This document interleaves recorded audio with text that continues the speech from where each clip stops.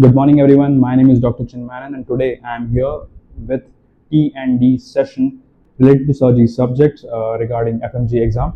So I will be discussing 45 important questions. That is near about 90 important topics. Those are usually asked in exams, and I will try my best to make it easy. I'll be discussing with you 45 questions. 45 questions, those are nearly 90 topics. 90 topics, I guess those are the mostly asked topics every year. And when I was preparing for this exam, these topics were on my list for surgery. And before one day of the examination, also I was focusing mainly on surgery, because this is the subject where we are expecting every year 35 to 40 questions. 35 to 40 questions every year, and this year also there will be 35 to 40 questions for sure. And from this lecture, whatever the topics we are discussing, whatever the concept, little bit here and there we are discussing, at least 25 questions will be coming from this. So let's start.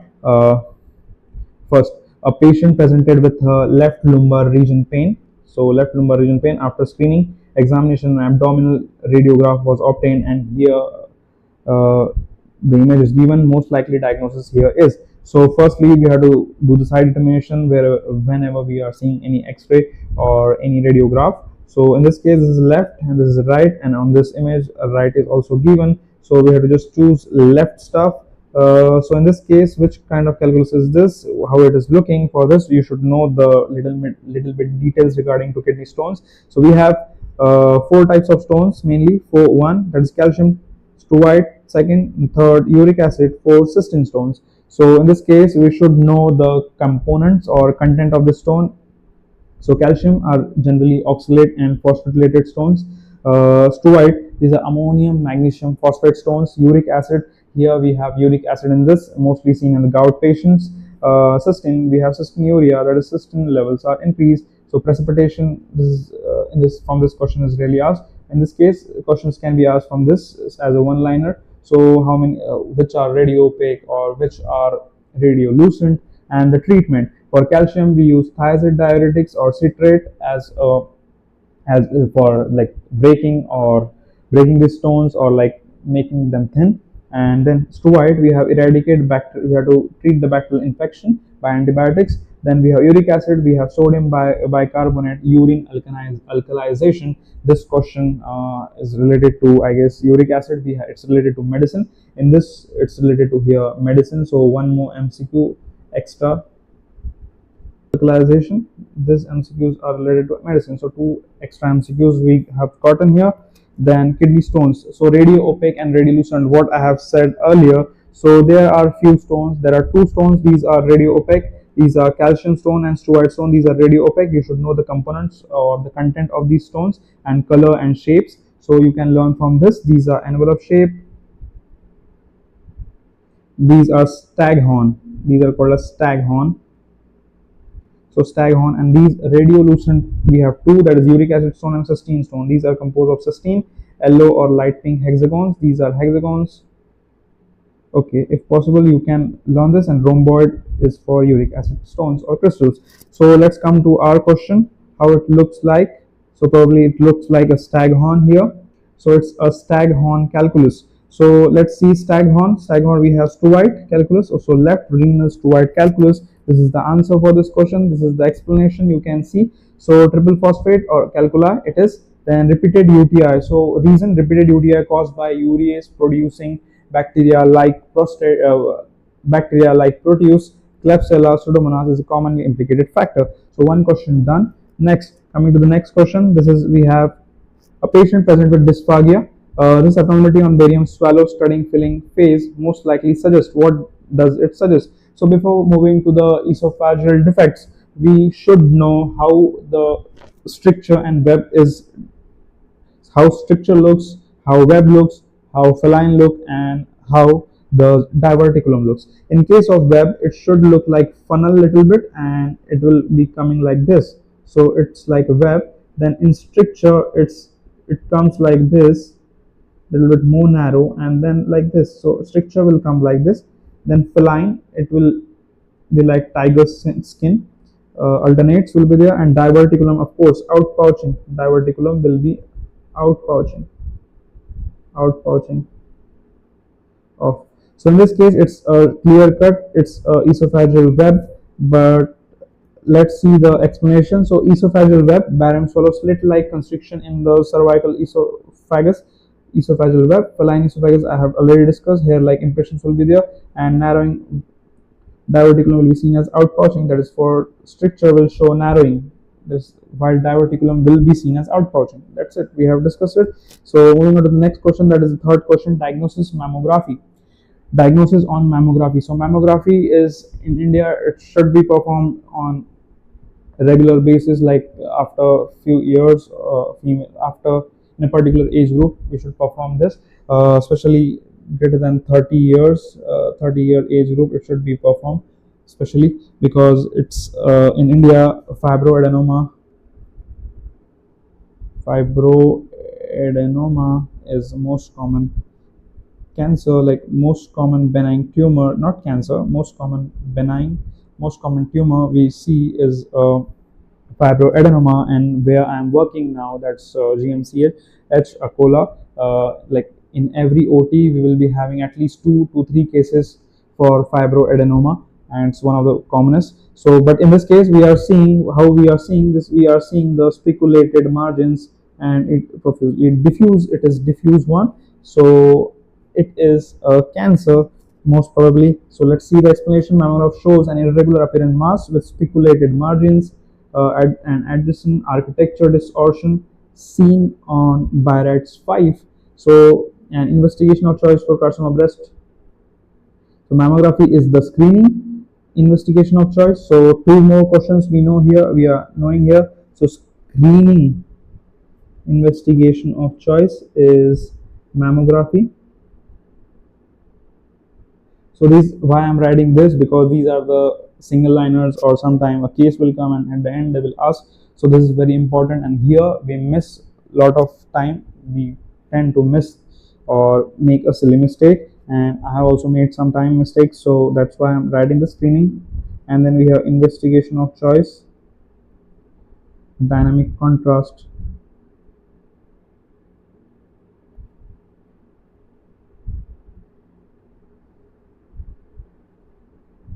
enhanced MRI. So dynamic contrast enhanced is an investigation of choice. Overall, it's the overall investigation of choice. So 2 more MCQs we have add on here. Then coming to the next question, that is the 4th one. So till now we did 3 questions, but twice of that is 9 questions we have done, because data is like that, factual data and little bit of concept here and there. So most likely diagnosis on barium enema. Now enema related question is there. So it looks like, what is this? It looks like a sawtooth appearance. So it looks like this sawtooth appearance here we are seeing. So let's see the what is this. So that we should know the sawtooth appearance for this question. So this is the sawtooth appearance related to this. So multiple barium filled outpouchings, we are seeing outpouchings here. In this outpouchings, these are outpouchings we are seeing. So this is a CECT, sawtooth appearance. It is called as sawtooth appearance. Various signs described include bowler head sign, this that we know, no need to that, but arrowhead sign, another name on CECT. So investigation of choice is diverticulosis. Investigation of choice. So what is, so CECT is the investigation. So CECT is the investigation of choice for diverticulitis. So diverticulosis or diverticulitis from colon. So it is a diverticulosis. So next, moving on. So before seeing this question, I want to tell this is a JAIPUR question and images do repeat. So let's discuss this. So CECT again it is. So you must be knowing this question by another. So carcinoma in this case. So this is a, you must be knowing the basic imaging. So this is sacrum, and probably of course in front of sacrum you will be seeing a rectal area. So this is probably a rectum related and carcinoma rectum. So this is answer is carcinoma rectum. So let's move. This is a simple short question, but sometimes we tend to make mistakes, so we should know this. So axial CECT image of pelvis show enhancing intraluminal mass. Rectum, yellow arrow, causing luminal narrowing. Apple core sign may be seen on barium enema. So apple core sign on barium enema, when they say barium,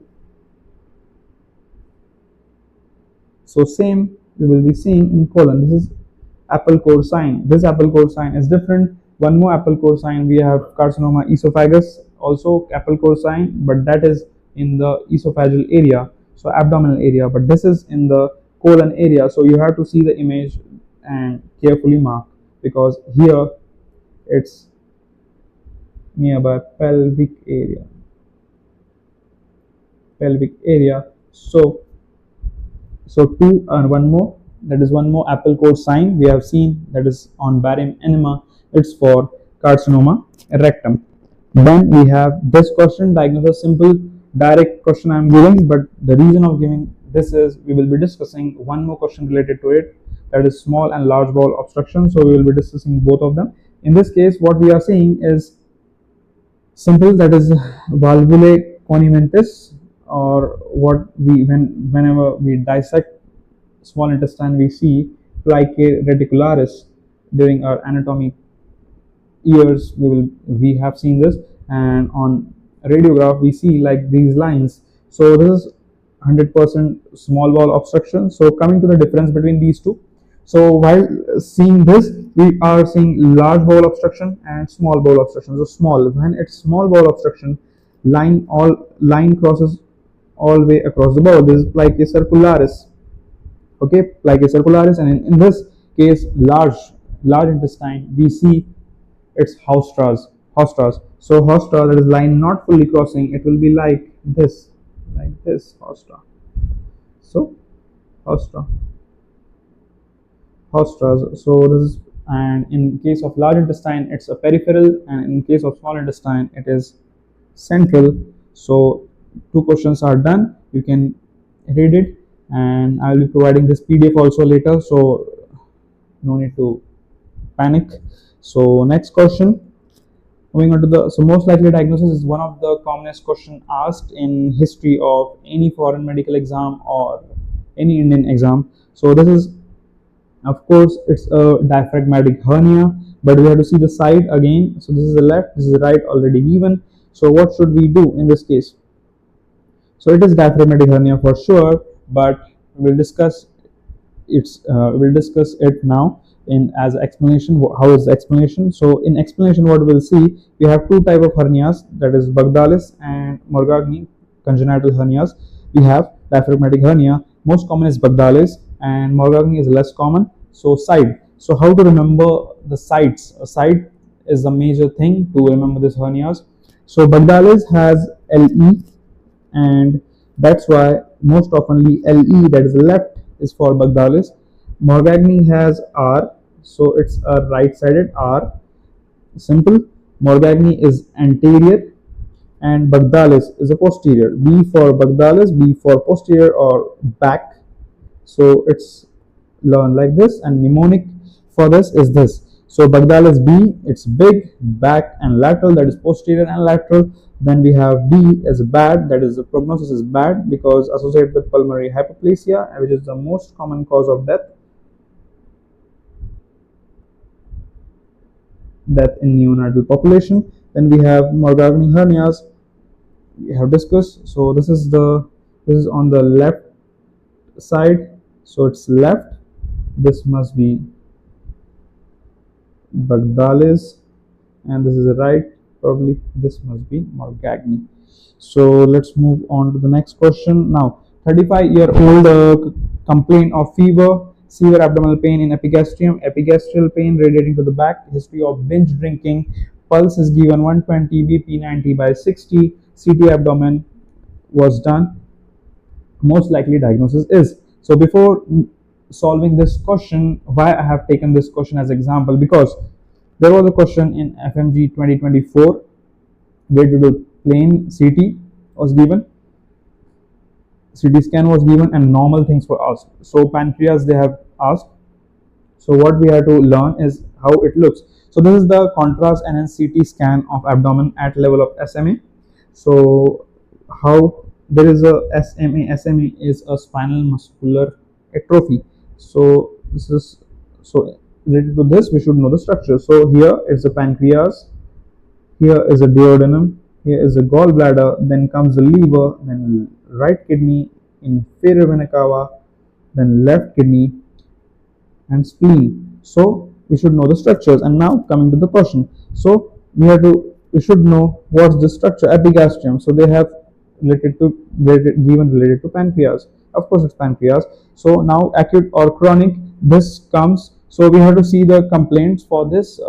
We should know it's a sudden onset was there, or they have given history of long thing. In this case, nothing is given. Like back history of binge drinking just given. So back with a history of binge drinking. So how to know it's acute or chronic? So in case of chronic, there will be calcification, and in calcification the picture will look different, and in contrast, and hence probably a calcified mass will be seen as a little bit bright. In acute pancreatitis, it's not that bright, but it's a lobular structure or a little bit puffy or bulky structure is seen. So I will mark it as acute pancreatitis. And now let's see the bulky. So as I have said, bulky pancreas with fuzzy margins and adjacent fat stranding. So sign of acute pancreatitis. So one more question we will be adding here. It's CECT is investigation of choice, acute pancreatitis. So, and Balthazar grading system and CT severity index are used as prognosis. This is also one-liner can be asked, because in FMG one-liners they ask sometimes they won't. It depends. But let's see. So two more questions we have added. Now coming to this question. So this is in every exam we have 1 to 2 images related to this in radiology or surgery, or sometimes in other different integrated questions. So probability diagnosis based on the finding in CT imaging. So how it looks like a lens.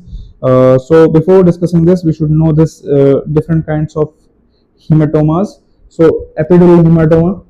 So in epidural hematoma, axial brain showing lens shape. It's a lens shape with skull fracture. On the right side here, lens shape. Then in subdural, we see moon or crescent. In subarachnoid, we see lambdas in between the parenchyma, brain parenchyma. So it is a subarachnoid hemorrhage. And in case of intraparenchymal, intraparenchymal is a hyperdense thing we are seeing.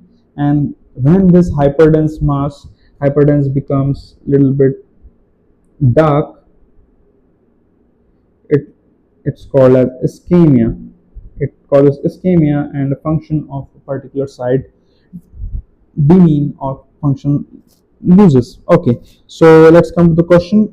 So what is this? It looks like lens, so it must be epidural, but here in option extradural is given, so it is the most right answer here is extradural hemorrhage. So extradural hemorrhage with a skull fracture, epidural. So let's see the discussion. Most common type of hemorrhage due to trauma, so talk and die syndrome, skull fracture and injury to the middle meningeal artery. So epidural, lucid interval, and maxillary artery branch of rupture of middle meningeal artery. Same happens in both, and I guess so extradural or epidural. So moving on to the next question. So mammography is an investigation should be performed in Indian women most oftenly. The reason is we have fibroadenoma cases. Those are most commonly seen in India. In like every 5th or 6th woman comes. For example, where I'm working, that's GMC Akola, we are having like in OT days, we are having at least 2 to 3 cases every day related to fibroadenoma. So let's see what is this. So this is a popcorn calcification. So this must be a fibroadenoma. So let's see the discussion now. So what is this? So how to identify? Of course, is a macro calcification. Whenever there is a macro calcification, it's a fibroadenoma micro calcification that will be related to breast cancer or carcinoma. So popcorn calcification is the keyword here, and your ultrasound will appear as circumcised oval hypoechoic mass, and its length will be more than its width. Typically wider. Sorry, typically it will be wider than taller. So it's a fibroadenoma. So breast within breast appearance will be the breast within breast. So this is a breast and within breast. That's it. Done. Dusted. Next question is: patient represented to the emergency department with severe abdominal pain and erect radiograph. Erect radiograph was done. Based on the finding, the management should be. So this is the recent pattern, Jan 2019 or AIMS. Same question was there. So they frequently repeat the questions. So what we are seeing is, so what to do in this case? So air under the diaphragm, air under the diaphragm. So what is air under the diaphragm? So air under the diaphragm means the intestine must be having a hole, of course, in layman's language. But so in this case, what we have to do? We should do a laparotomy. It is the most commonly done. Gastric lavage, making gastric lavage has no sense. ICD should not be done, because chest drainage, it's not related to chest but abdomen. So it's rule out. And USG, why not USG? USG ultrasound only for fluids. So ultrasound is a friend of fluid, so ultrasound is ruled out. So last option is laparotomy. By ruling out, you can solve this question. But let's come to the explanation. That free gas in the diaphragm, perforation, so hole, that is a perforation, hence a laparotomy. Answer is laparotomy. So the best radiograph, whereas CT scan is the most sensitive or best investigation for pneumoperitoneum. So it is pneumoperitoneum case, and the most common and best investigation overall is a CT scan. So one more question added here and done. So extra one more. So let's move on to the next. So 67-year-old hypertensive and diabetic male present with a left-sided hemiplegia. So left-sided hemiplegia is there. Diagnosis based on CT. So first we should determine the side. So always our right side is the left one and our left side is the right one. So in this case, the abnormality is on the right side. So what is this? Previously I have discussed what is hyperdense lesion. Previously we have discussed hyperdense lesion for intraparenchymal hyperintensive hemorrhages. So after some time, these hemorrhages brightness will lose and it will turn into ischemia. So this is a dark thing and it will be an ischemic image. So it is a hemorrhage ischemia. Let's see the explanation. Ischemia and wedge shape. So here, why wedge looks like this? So it looks like it's a wedge shaped lesion or wedge shaped hypodensity in the right hemisphere with loss of gray matter, white matter differentiation is lost, significant mass effect and midline shift. Mass effect and there is a midline shift. Although CT is the first investigation, but DWMRI is the earliest to detect acute infarcts. Whenever there is a wedge shaped, mostly is a infarct. So DWMRI, it's best investigation. It's earliest to detect. So one more question we are added. So next. A patient presented with recurrent abdominal pain. Recurrent abdominal pain is there. So identify the investigation of this image. So what is this? So it is probably a barium related stuff, of course, because all options have barium in it. But what is this exactly? So before you should know the barium stuff. So barium swallow. Is it barium swallow? No, it is not. So we are seeing a small intestine for sure. Small intestine, it's like conimentes, valvulae conimentes.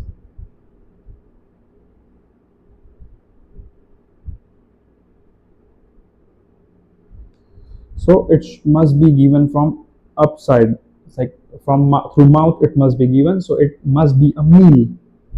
So it's a barium meal. Why not enema? In if it was enema, then why it will be coming here? It must be coming nearby the colon region. So barium meal follow through. So let's see the explanation. So it is barium meal follow through as a small bowel is opacified. Look, valvulae conimentis of jejunum in the left upper abdomen. Of course, in the left upper abdomen. Use diagnosis of intestinal tuberculosis, Crohn's disease, Whipple's disease, and nowadays CT or MRI enterolysis is preferred. So this is the one more addition MCQ we are coming. This type of MCQ, like there will be given longer case, and they will be asking the not they will be asking best or nowadays what we are doing. This is CT or MR enteroclysis or enteroclysis, enterocyclis or enteroclysis, okay, whatever it is, enteroclysis, MR enteroclysis. So next question is following image of fast. So this is fast and e-fast, they ask very often. So before moving to this question, you should know what is fast and e-fast. So in case of fast, we have 4.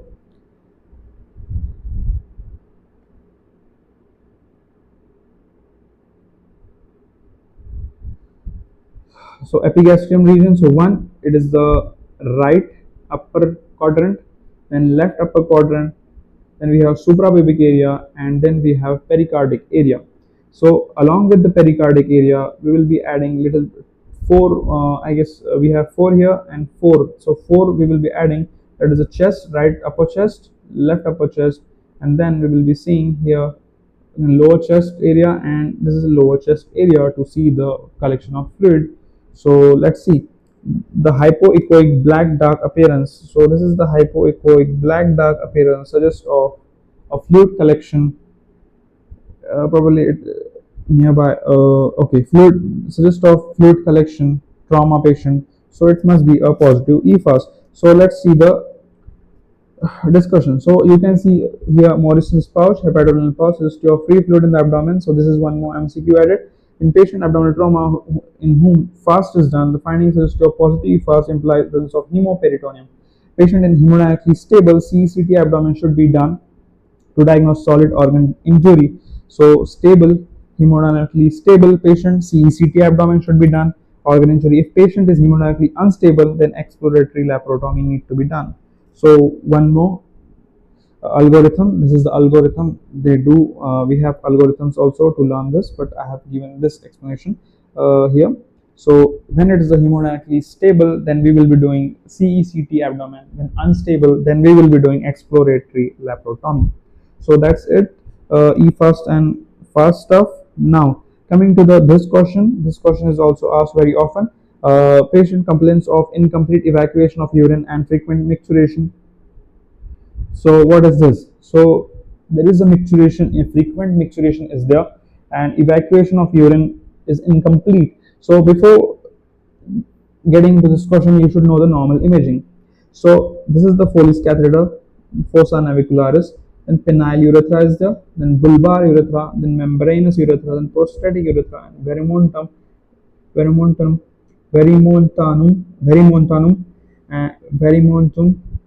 and urinary bladder. So what is this? So this is the penile urethra, then again we have bulbar urethra, so and then prostate will come here, and then verimontum, something else. So diagnosis, making diagnosis easy here. Now we know the normal imaging. So this is probably a bulbar urethra.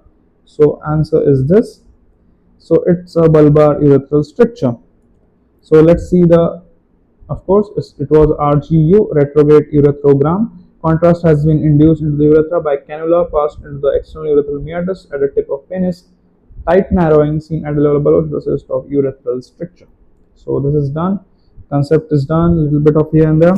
Patient present with neck swelling. Next question. Patient present with neck swelling and regurgitation with gurgling sound when pressed over the neck. Gurgling sound over the neck. A barium swallow was performed and is revealed here. Most likely diagnosis is, probably sometime this image will not be given directly, this question will be coming. So Direct answer will be Zenker diverticulum. It's a false outpouching. False outpouching, yes. False outpouching will be there. That is Zenker's diverticulum. So you are seeing it. So let's see the explanation. Outpouching, posterior outpouching. Keyword neck swelling. Keyword regurgitation such as Zenker divert. Again keyword false diverticulum arising at the Clehen's dehiscum above cricopharyngeus. And one more MCQ. Anterolateral diverticulum that arise below the cricopharyngeus muscle, below Clehen's Jameson, that arise below. Anterolateral, one more MCQ. So posterolateral is there when it's posterior outpouching. It's Clehen's dehiscence when there is anterior Clehen-Jameson's diverticulum. So cricopharyngeal muscle is common. So two more MCQs are done. So something extra. Then we have this one, that is barium swallow was performed in patient with dysphagia. So what is the most likely diagnosis? So barium swallow again. So why I am discussing this question, these are the most common we'll see findings or most common diseases in the common people we find in India. The reason is spicy food and alcohol, binge drinking, and lot of stuff. So and another related stuff are also there. So you should know the imaging. Two imagings are there, both are opposite. So when there is a bird beak sign, refer to smooth elongated tapering distal esophagus, it's aclasia cardia. This is aclasia cardia associated with Chagas disease. Rat tail sign is seen in carcinoma esophagus. So this is a rat tail sign, and this is carcinoma esophagus. This is not stricture. This is carcinoma esophagus, and you can see this is apple core deformity. Again, you can relate with that. So let's see the barium swallow image. Show an abrupt, irregular, short segment narrowing involving the esophagus, such as rat tail appearance, carcinoma esophagus. Bird beak sign is seen narrowing, aclasia cardia. So done. You should know this. So 2 MCQ plus 1 MCQ here also. So 17 multiplied by 2. Again, we have seen a lot of MCQs. So probably this is the last radiological MCQ related to this, because these are most commonly conditions asked every time. So let's do this. Let's read this question. 10-month-old girl, child presented with pain of abdomen, blood in stool, and lump felt over abdomen. So pain in abdomen, blood in stool, lump felt over the abdomen, barium enema was done, and revealed image. What is the diagnosis? So what does it look like? So are you seeing here claw sign or something? I am seeing a little bit probably claw sign and other stuff. So this is a claw. For me, I am seeing a claw. I don't know about you, but it is interoception. Another one you can see, this is here is no intestinal part, or it is, you can't see anything here. So this is probably a interoception. Let's see the, so what we have claw sign, we have crescent in donut sign. This is a claw sign. We will see this is a coiled string appearance. So what is this? This is the coiled string appearance. This is coiled string appearance. And then this is again keyword sandwich sign, target sign, donut sign, bull's eye sign, and many more. So these are one more question investigation. One more question is here, that is in children ultrasound, while in adults in CECT. This can be a one step more question, like sometime in children, adult they may ask separately. In children ultrasound for sure, and in adults CECT due to radiation issues. Now so radiological part and radiological part is over. Now coming to the clinical MCQs. So let's start with the clinical MCQ. That is 47-year-old perimenopausal woman present with a 3-week history of green discharge from the right nipple, nipple, that is unilateral. Laterality is shown. On examination, the right nipple is non-tender and has a slit-like appearance and is retracted. The most likely diagnosis. Before solving this question, you should know the discharge type, discharge colors and types. You should know what is slit-like appearance and like what is or where it is seen, and retracted nipple. So you should know this before, that is nipple discharge. So we have four types of nipple discharge. First is white, yellow, green, red or pink. So white or clear, it's seen in physiological condition, breastfeeding, galactorrhea, uh, hypothyroidism and prolactinoma. And then we have yellow, that is hormonal fluctuation and infection in case. Green, brown or black, duct ectasia, intraductal papilloma, these two conditions. Red, pink or bloody, intraductal papilloma again, and breast cancer. So depending on the discharge color also we can answer this question. And here we have green discharge. In green discharge, it must be a duct ectasia, that is a mammillary duct ectasia. But this is the wrong way to solve a question. You can't be depending on a discharge color only. You should know one step ahead. And let's see the discussion, like let's see the question discussion, let's see the whole scenario or description of this MCQ. So first thing common is you have to decade around the menopause. You should know, you should see the age. So this is around the menopause, 47-year-old. Then dirty or nipple discharge can range from milky brown to dirty green. So I was saying color is not a specific thing to answer this question. So it can be milky or whitish, little bit brown to dirty green. So nipple discharge can be bilateral, and occasionally it associated with cyclical mastalgia and pain. So has the pain given in this? Non-tender is given, but see, question says non-tender, but we can see mastalgia also.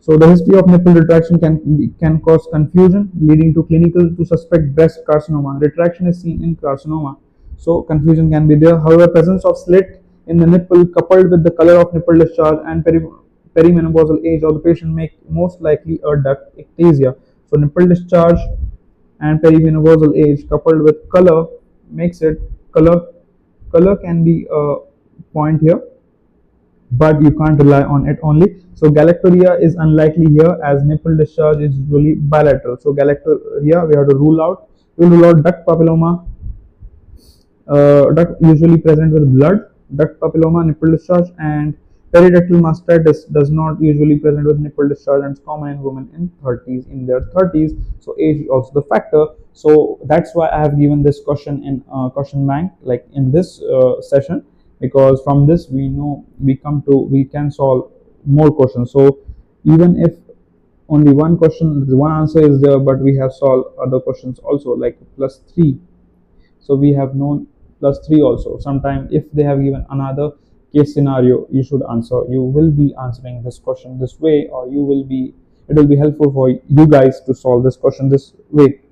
So let's move on to the next question, that is question number 20. That must so multiply to 2 times, that is 40 number question. So 41-year-old woman has noted bilateral, now thin serous discharge from her breast, bilaterality. So we have seen in galactorrhea bilaterality was there. There is no mass associated with what is the appropriate to tell this patient. So first we should know what's this case. So intermittent thin or milky discharge can be physiological. So what they are asking is we should know the true and false statement here. So intermittent thin or milky discharge can be physiologic. Yes, it can be physiological. So true. Express nipple discharge is indication of open biopsy. No, it is not for sure. Absence of mass on mammogram rules out malignancy. Absence of mass on mammogram. No, it's false. Galactorrhea is indicative of an underlying malignancy. No, it's false. Galactorrhea can be physiological. Pathological discharge is usually bilateral. No, not necessary. So let's see the discussion. Let's see the description. Intermittent thin can be physiological. Nipple discharge from breast may be classified pathological, physiological, and or galactorrhea. So galactorrhea may be due to hormonal imbalance, that is hyperprolactinemia, hypothyroidism, drugs like oral OCPs, phenothiazines, antihypertensive tranquilizers, or trauma to chest. Physiologic nipple discharge intermittent, non-lactating, usually serous, and due to stimulation of nipple due to drug or estrogen. So both galactorrhea and physiologic discharge are frequently bilateral. Physiologic and galactorrhea both can be frequently bilateral and arise. So both galactorrhea, so physiological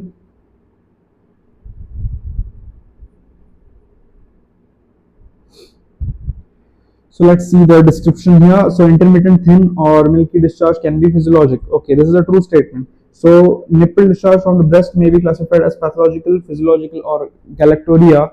Galactorrhea may be due to hormonal imbalance, that is hyperprolactinemia, hypothyroidism, drugs-related issues, OCPs, phenothiazines, antihypertensive tranquilizers. Then trauma to chest also. Physiologic nipple discharge is intermittent, non-lactational, and due to stimulation of nipple or to drug or estrogen, both galactorrhea and physiological discharge frequently bilateral and arise from multiple ducts. So pathological nipple discharge can cause benign lesions of the breast, that is ductectasia, papilloma, fibrocystic disease, or by cancer. This is pathological. It may be bloody, serous, or gray green. In spontaneous or unilateral, can often localize a single nipple duct. Now, state with mass present, it should be biopsized, and terminal duct excision of the involved duct should be performed. So this is the explanation, and you should know this to solve other MCQs also. So from this you will be getting +2 MCQs related to physiological. There's galactorrhea may be due to what? Maybe hormonal options will be there, hormonal imbalance, phenothiazines or oral contraceptives will be there, an option, trauma to chest, and D option will be given, none of the above, or maybe other options or any vague option will be given, and you have to rule out that. So +2 questions and other stuff you will be getting from this question. So +2 more questions you got from this. So now coming to the 21 number question, that is 58-year-old woman, that is menopause, of course menopause related age, presented to her primary care physician after a screening of mammogram revealed calcification. So previously we have discussed calcification, macrocalcification, that is seen related to fibroadenoma, benign tumor. Now microcalcification, we are seeing a microcalcifications here and speculated. Yeah, so probably this will be a carcinoma. So physical exam revealed no palpable breast lump or axillary lymphadenopathy. So it must be a breast cancer. Let's see how it is. So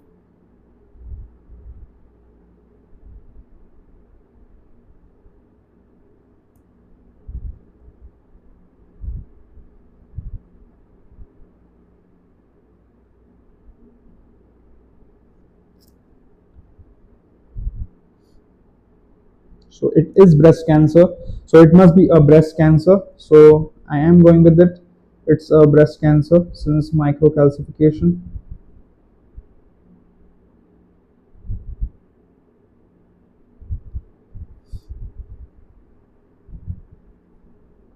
So short question. So you can see the description here, that is mammography. So DCI is often detected, so pre-malignancy. So most of the time DCIS, that is 50% of invasive ductal carcinoma. If untreated, calcifications you will be seeing DCIS. Indicate ultrasound is an indication to guide biopsy lesion and findings, that is microlobulated and hypoechoic mass with duct excision. Port excisional biopsy should be done. Nipple discharge will be there. Overlying this, skin crusting will be there, and typical no palpable mass on examination. This is the perfect case. So it is a breast carcinoma, I am sure about it. So let's move on to the next question. So 22 number question. So 40-year-old lady was on anti-thyroid medication. This is the first hint, anti-thyroid medication which she stopped. Sudden stop for 2 weeks. She presented in emergency high-grade fever and hypotension. What is not part of the further management? So firstly, this is a pharmacology related surgery MCQ. So why I am saying this surgery related MCQ? Because they can be asking this one step ahead question. So this is probably a thyroid storm.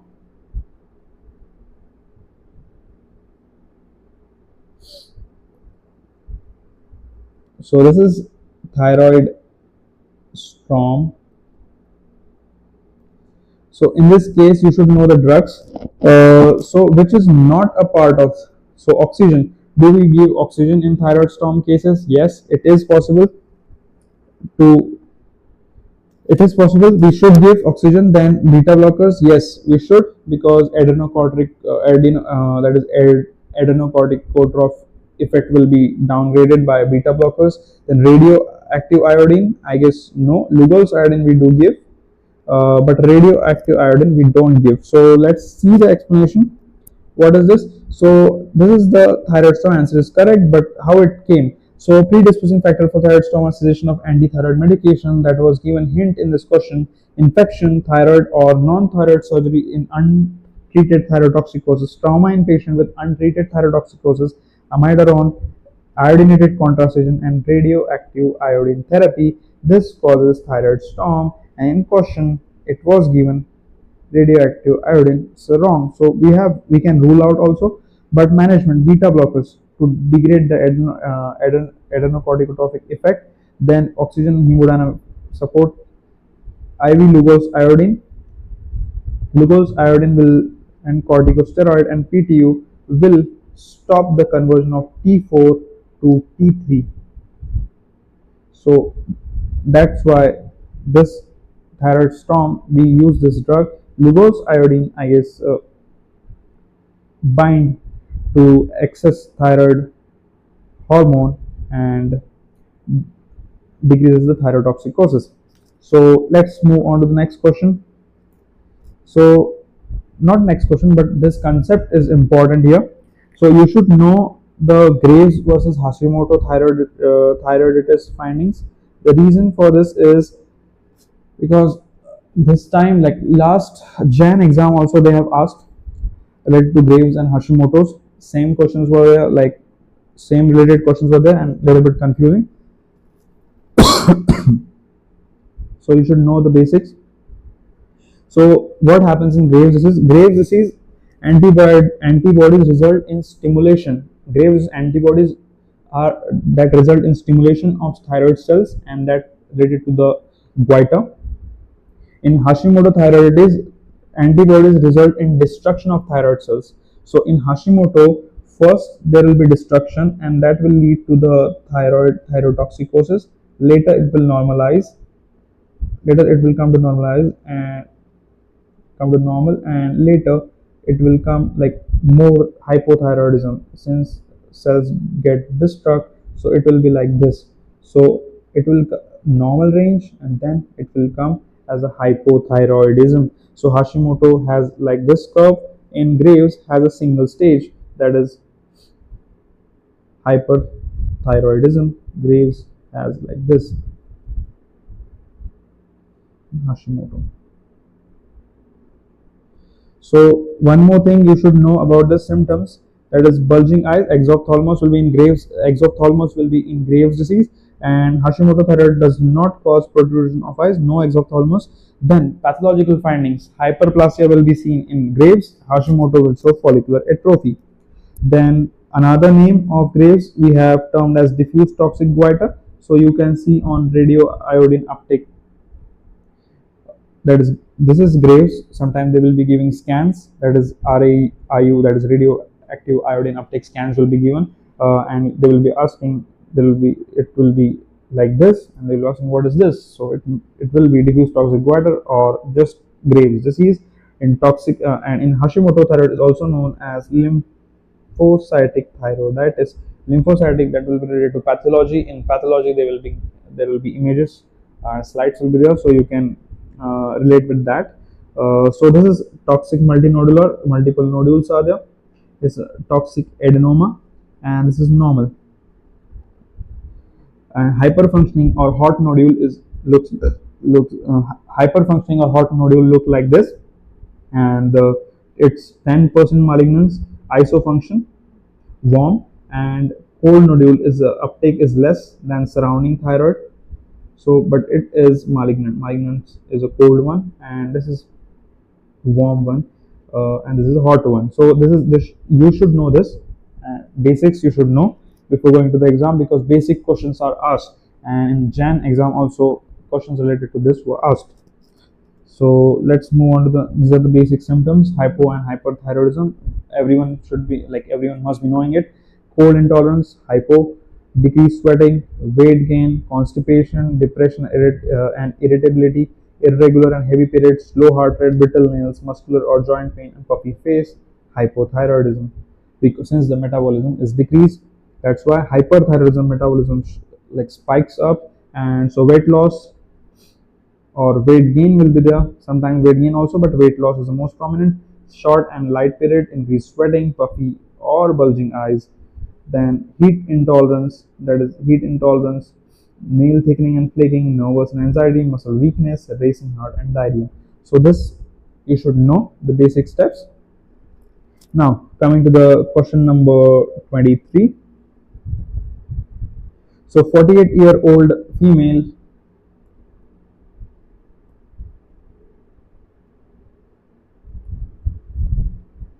So now coming to the question number 23.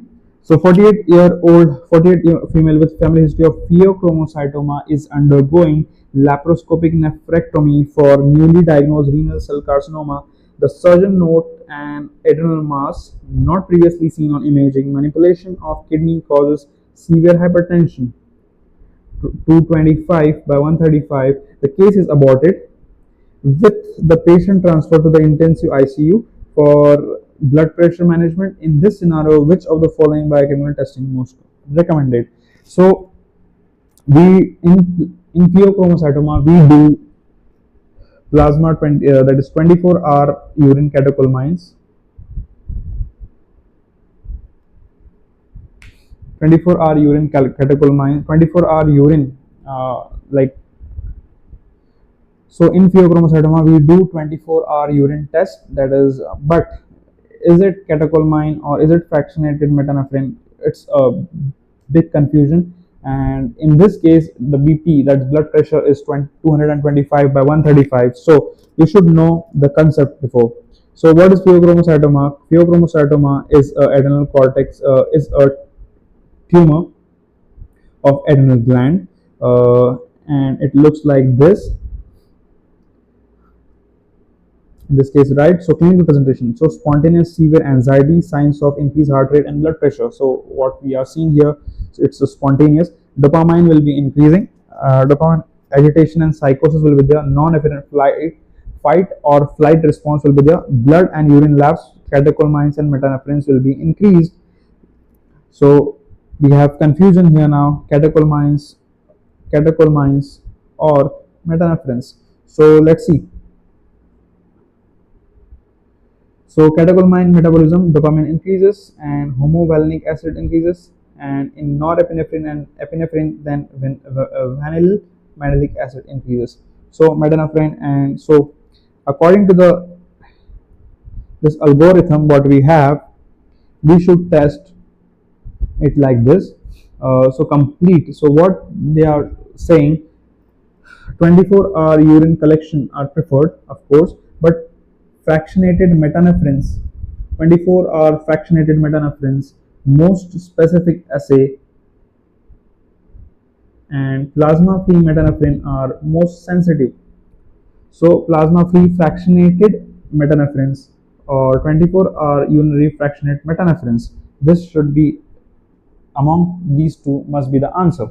So in this question, what we have is 24-hour catecholamines and 24-hour fractionated metanephrines. So I will go with 24-hour urine fractionated metanephrines, urine fractionated, because it's the most specific,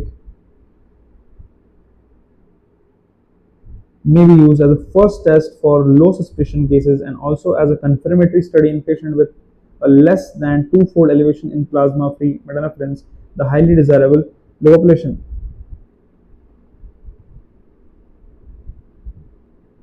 So I will be going with this.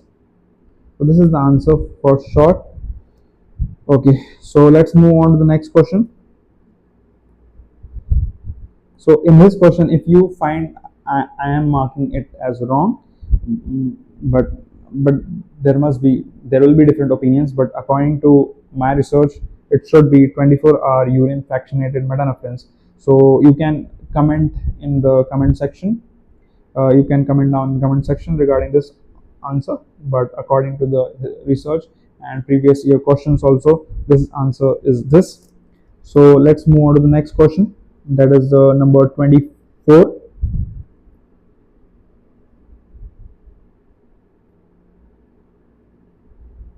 So let's move on to the next question. That is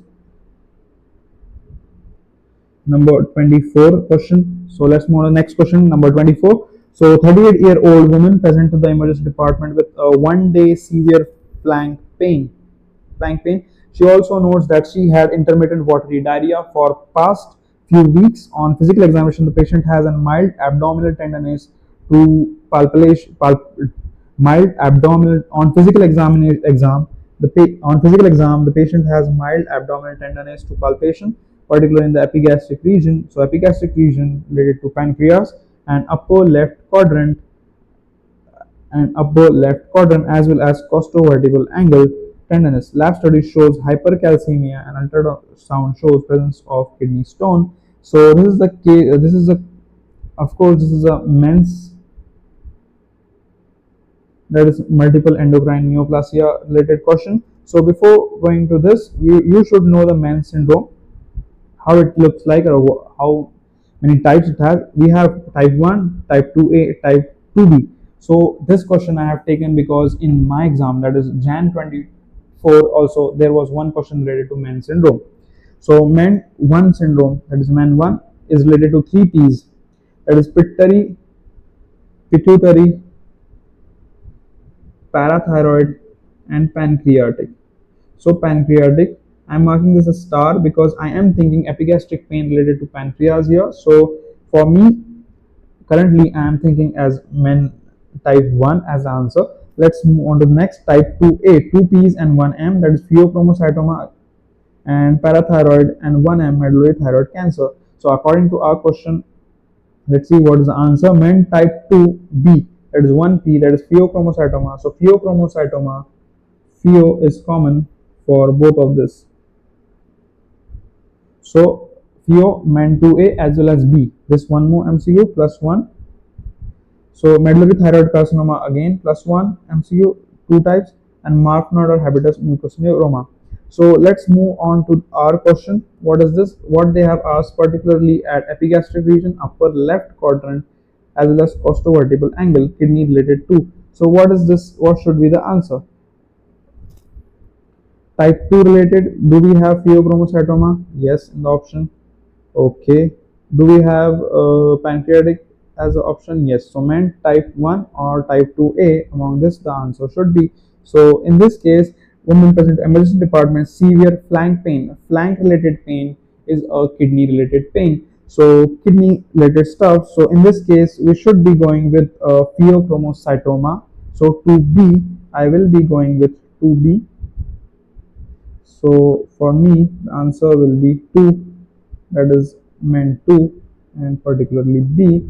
So let's see the discussion.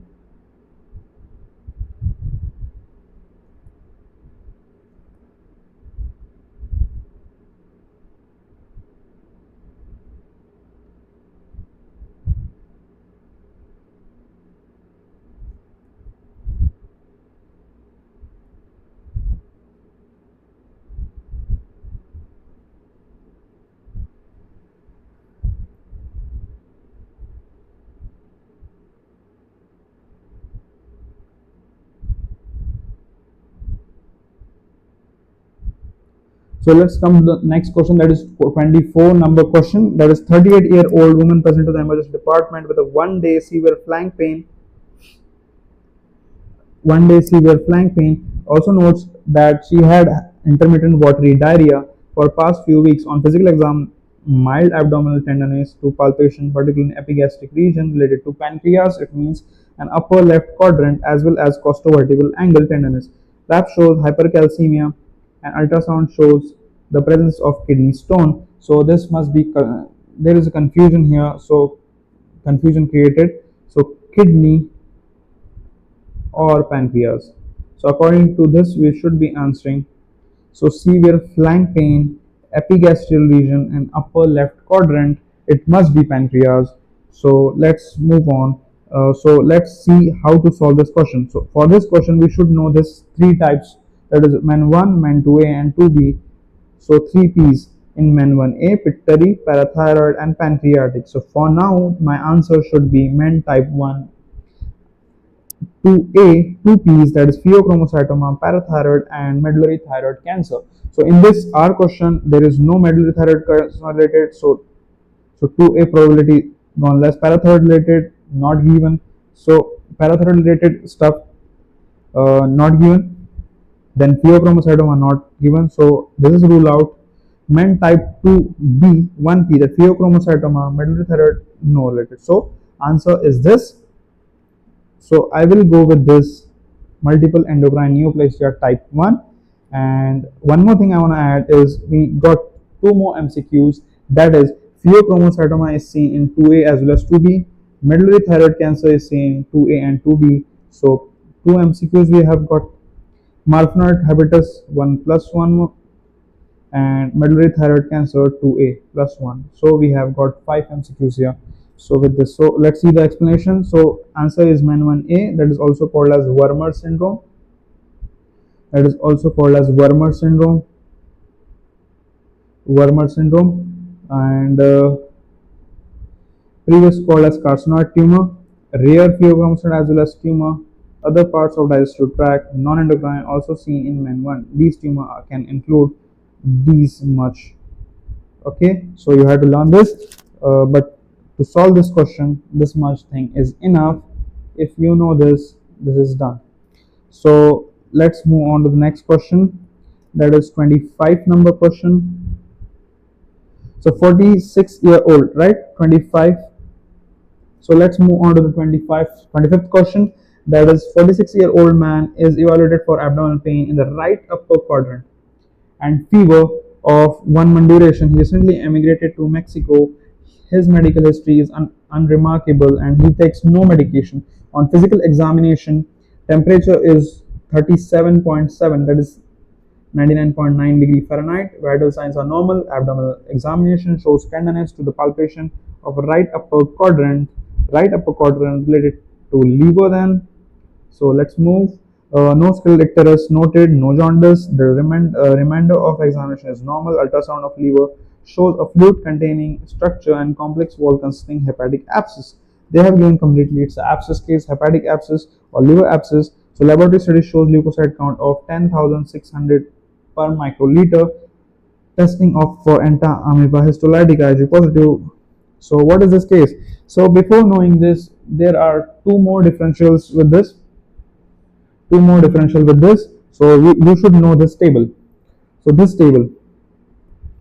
So comparison for this, you should know this table. So pyogenic abscess, amoebic abscess, and hydrated cyst. So pyogenic, often multiple etiology will be there. Amoebic is usual single, and hydrated, cystic and septation and eggshell calcification will be seen.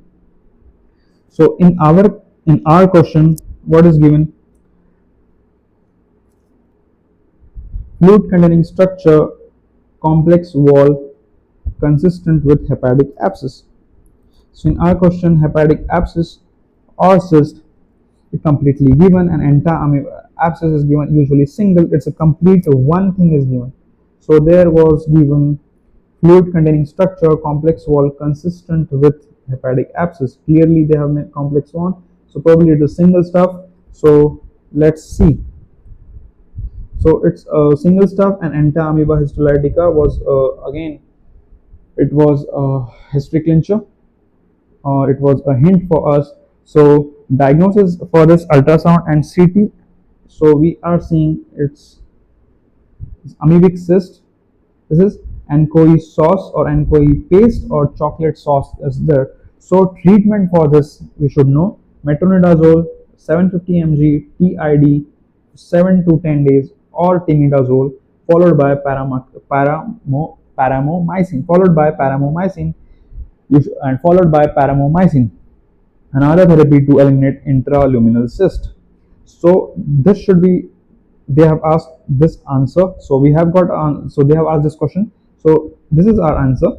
But before moving to that, you should know other two conditions also. So either location, if it's either lobe of liver, presentation is subacute, and there is a left shift present, that is leukocytosis or left shift is present. So polymicrobial or Staph aureus, Staph pyogenes, E. coli, and Pseudomonas and pneumonia is given.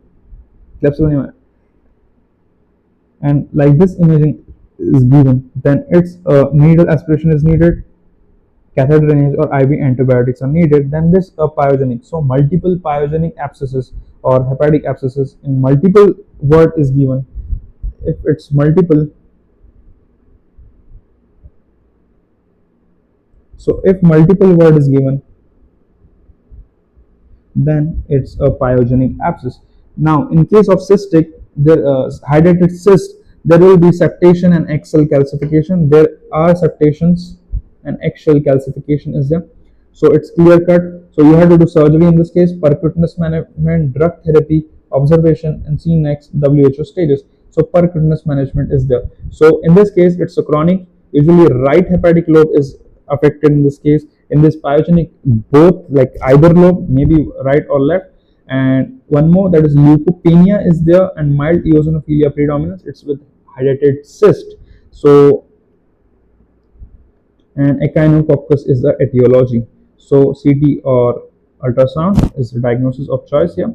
Diagnosis to diagnose, we should do CT or ultrasound and serology. So echinococcus is a clincher here. Right side is a clincher. Cystic is a clincher.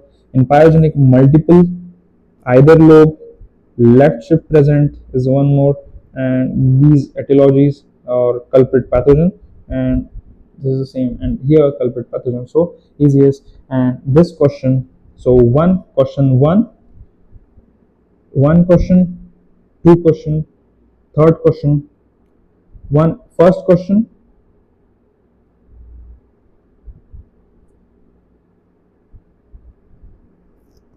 so we got one question,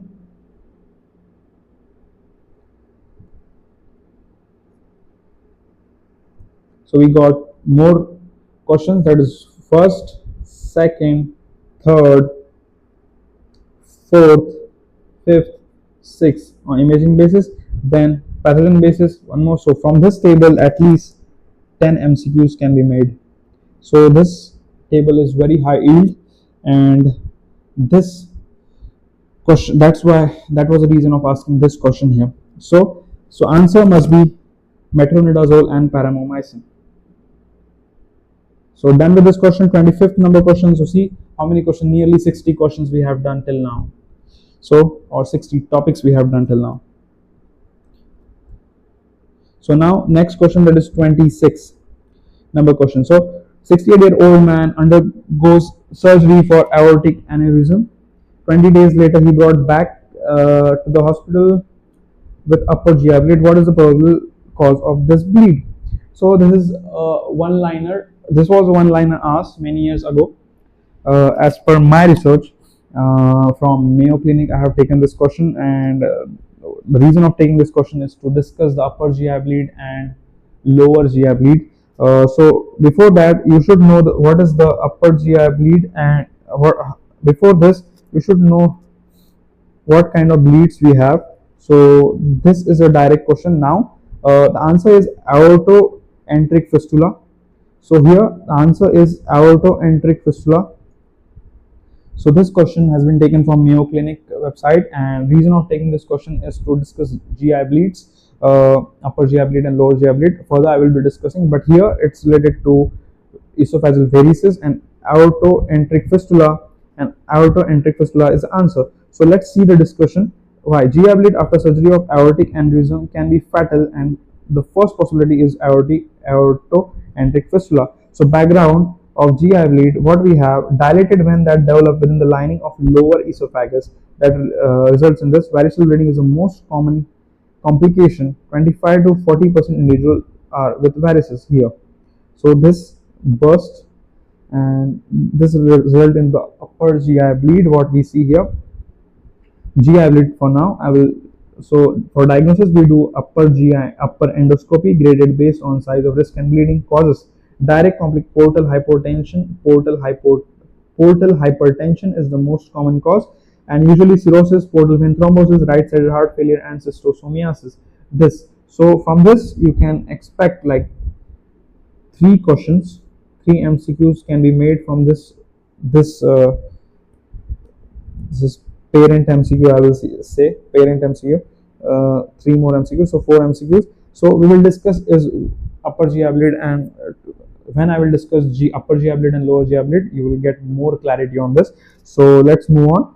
So how the esophageal varices are treated. So propranolol and nadolol, these are the non-selective beta blockers, can be used, administered in individual order to portal blood flow individual to decrease the, so these are administered to decrease the portal blood flow, and then we can do blood transfusion also of octreotide, somatostatin, vasopressin. These are vasoactive agent can be used, and portal definitive treatment for portal hypertension we can use TIPS, that is a transugular intrahepatic portosystemic shunt can be used. Can esophageal varices cured? May vary, size different, evolution, but nowadays in all cases, though, treatment is centered on preventing and reducing the risk complication, but cure, not sure. So let's move on to the next question now. A 45-year, so 27th question, 45-year-old lady present to the hepatobiliary clinic with a large 3 centimeter stone in the neck of gallbladder eroding into the common bile duct. So it's related to gallstone, and it's eroding the common bile duct. This is a one step or the two-step question, that is a one step ahead question. This effacing 50% of its diameter, patient has been counseled about surgery and willing for same, what would be the most appropriate surgery? This is question related to Mirizi syndrome. So you should know the grading before solving this question. That is a sense classification of Mirizi syndrome: type 1, type 2, type 3, and type 4. Type 1 is the only classification where external compression of the common bile duct happens, and remaining they will be involving less than 1/3 of the circumference, then 2/3, and destruction of the wall. So they will be destructing the wall. So Mirizi type 1. So before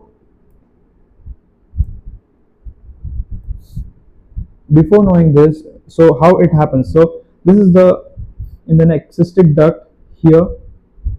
Common bile duct. This is a common bile duct, cystic duct. If the stone gets incorporated or stone gets stuck here, it can stick to this and can form fistula with this, and that will lead to Mirizi syndrome, and that's the reason. So the stone compresses the common bile duct. So the stone compresses the common bile externally and can lead to fistula formation of CBD. Patient will present with pain in abdomen, jaundice, and fever. So in this case, what should be the treatment? So treatment is, if it's type 1 Mirizi syndrome, treatment is fundus first cholecystectomy or partial cholecystectomy. For type 2 to type 4, in this case,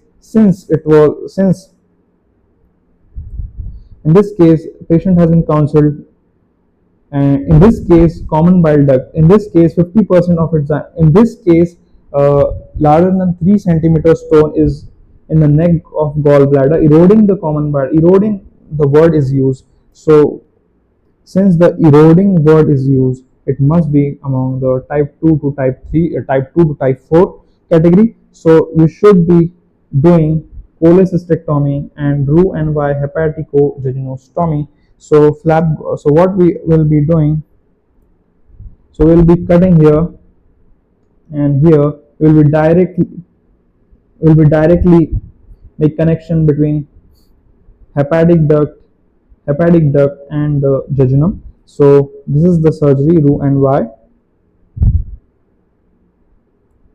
So that is hepatico-jejunostomy, direct we will be doing. So that's the answer for this question. This is the one step ahead question. So, and you can mark it as star, because sometimes the difficult question they ask and they will be asking, so vague questions can be asked, and this is asked in JAIPUR and AIMS questionnaire, so that's why I have taken it. So questions do repeat. Then we have 28th question. So 45-year-old Asian lady is a hint. Emergency department of intermittent epigastric pain. Pain is intermittent. Pain is severe. lasts for 3 to 4 hours and is often associated with vomiting. Her bowel movements are normal. She is febrile. Heart rate is 110. She has a mild icterus and bowel sounds are normal. She has an inspiratory catch of breath on deep palpation. The TLC is 13,000 and bilirubin is 3.3. Direct fraction of 2.7. Liver enzymes and alkaline phosphate are normal. What would be the next investigation? So next investigation. So what is this? Intermittent epigastric pain. So I am Asian intermittent epigastric pain. It must be cholelithiasis. I am thinking of cholelithiasis.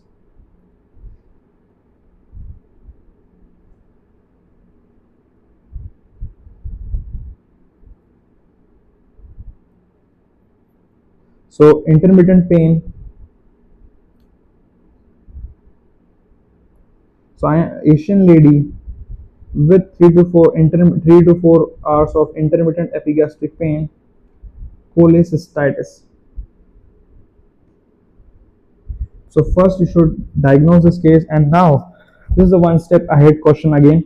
So what would be the next investigation? In this case, next they are asking next investigation. So it should be ultrasound, USG, but if they ask the investigation of choice, then ERCP. So two questions are done and dusted from this. So let's see the explanation. So lady presents with typical feature of acute cholecystitis, female 40s, right upper quadrant pain, more often than not has gallstone, Ultrasound is the first diagnostic modality for detection of acute cholecystitis. It was thickness more than 4 mm, pericholecystic fluid. X-rays and CTs are not much sensitive in detecting gallstones. So this is the thing.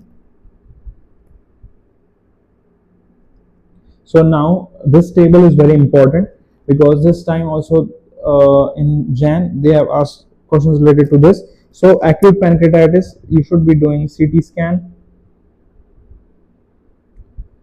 all space accumulation, MRI brain. Acalculous cholecystitis, HIDA scan. Then we have anal fissures, it's local examination under local anesthesia. Aneurysm angiography, FES. Any paranasal sinus, we do FES. Then we have amyloidosis. Then any other condition here is not okay. Aortic dissection, we have patient stable, then MRI. Patient unstable, then transesophageal endoscopy. Any metastasis or muscle soft tissues, MRI. Calculus cholecystitis, ultrasound. Cardiotoxicity, you should learn this, FLAIR MI for chronic subarachnoid hemorrhage, chronic FLAIR MI, MRI. Then another important stuff, we have diverticulosis enema, we have done in questions, so same questions were taken. CT scan, diverticulitis CT scan, and ankylosis difference. Manometry, diffuse esophageal spasm, DES, we do manometry. Aclasia manometry,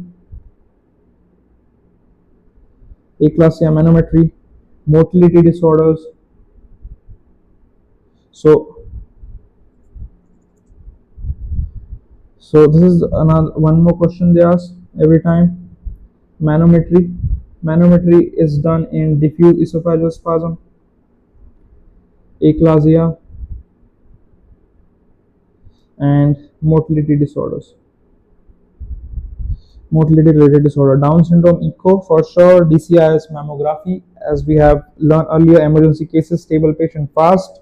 Esophageal perforation, flexible endoscopy. Gastric bleed, we do RBC scan, and many more. So this chart is very important. You will be getting at least 7 MCQs from this, and previously we have discussed more also. So moving on to the next question. So moving on to the next, first let's discuss this concept. So this is related to gallstones and gallstones stuck in the common bile duct. So causes chemical imbalance, gallstones, most common cause chemical imbalance within the gallstones, gallbladder. So let's discuss about gallstones a little bit. Chemical imbalance causes gallstone, cholesterol, gallstones are excess cholesterol, have excess cholesterol, pigmented gallstone, excess bilirubin. Then background, hardened deposit of bile that form hardened deposits of bile that form in gallbladder, aka gallstones, can range in size. Now, signs and symptoms, usually asymptomatic biliary colic and severe rapidly intensifying abdominal pain localized to upper right quadrant or central abdomen, triggered at night after fatty meal. Fatty meal is a clincher or a hint giving, or keyword is a fatty meal. Diagnosis, abdominal ultrasound, endoscopic ultrasound, ERCP, as I have said earlier. So for diagnosis, this is very important from this two questions. ERCP, ERCP is a diagnosis we can do. Endoscopic ultrasound is the first investigation. Then as a treatment, ERCP can be used as a treatment too. So let's move on to the next question now. So these are the cholesterol stones and pigment stones. Looks like 10 to 20% are radiolucent, and radiopaque are pigmented stone, hemolysis or radiolucent infection. And this is and several conditions we can see the stones. So you should learn this by heart. I will share the PDF later. Now this is Whipple's procedure. On this, questions will be asked. So this is the topic. I will not be making any question on this, but I will be asking a question. So what are the components of Whipple procedure? That can be questioned. So one, it will be choledochojejunostomy. That is, the bile flow from liver is re-established. That is, the bile hepatic duct is attached to the jejunum directly. This is the first. Then we have gastrojejunostomy for passage of stool. That is, the stomach and jejunum is attached. And then we have pancreaticojejunostomy. That is, pancreatic secretion should be released in the jejunum. That's why flow of pancreatic juice is re-established after. So this is the before and this is after. This is done in pancreatic cancers. And it can be asked, and it's asked many times in FMGE. So this is done in pancreatic cancers. Then coming to the next question, that is 29th number question, I guess. Okay, let me see. Yes, 29th question. Whipple's triad. Now Whipple's triad. Before solving this question, Whipple's triad, pathological condition, you should know all this condition plus one more condition, that is gastrinoma. So let's discuss these conditions first. So what are these conditions? Insulinoma, gastrinoma. So these are, first let's discuss insulinoma. First let's discuss insulinoma. It arises from the beta cells of pancreas. It's in tumor. And gastrinoma arises from G cells, G for gastrinoma and G for G cells of pyloric antrum, pancreas and duodenum.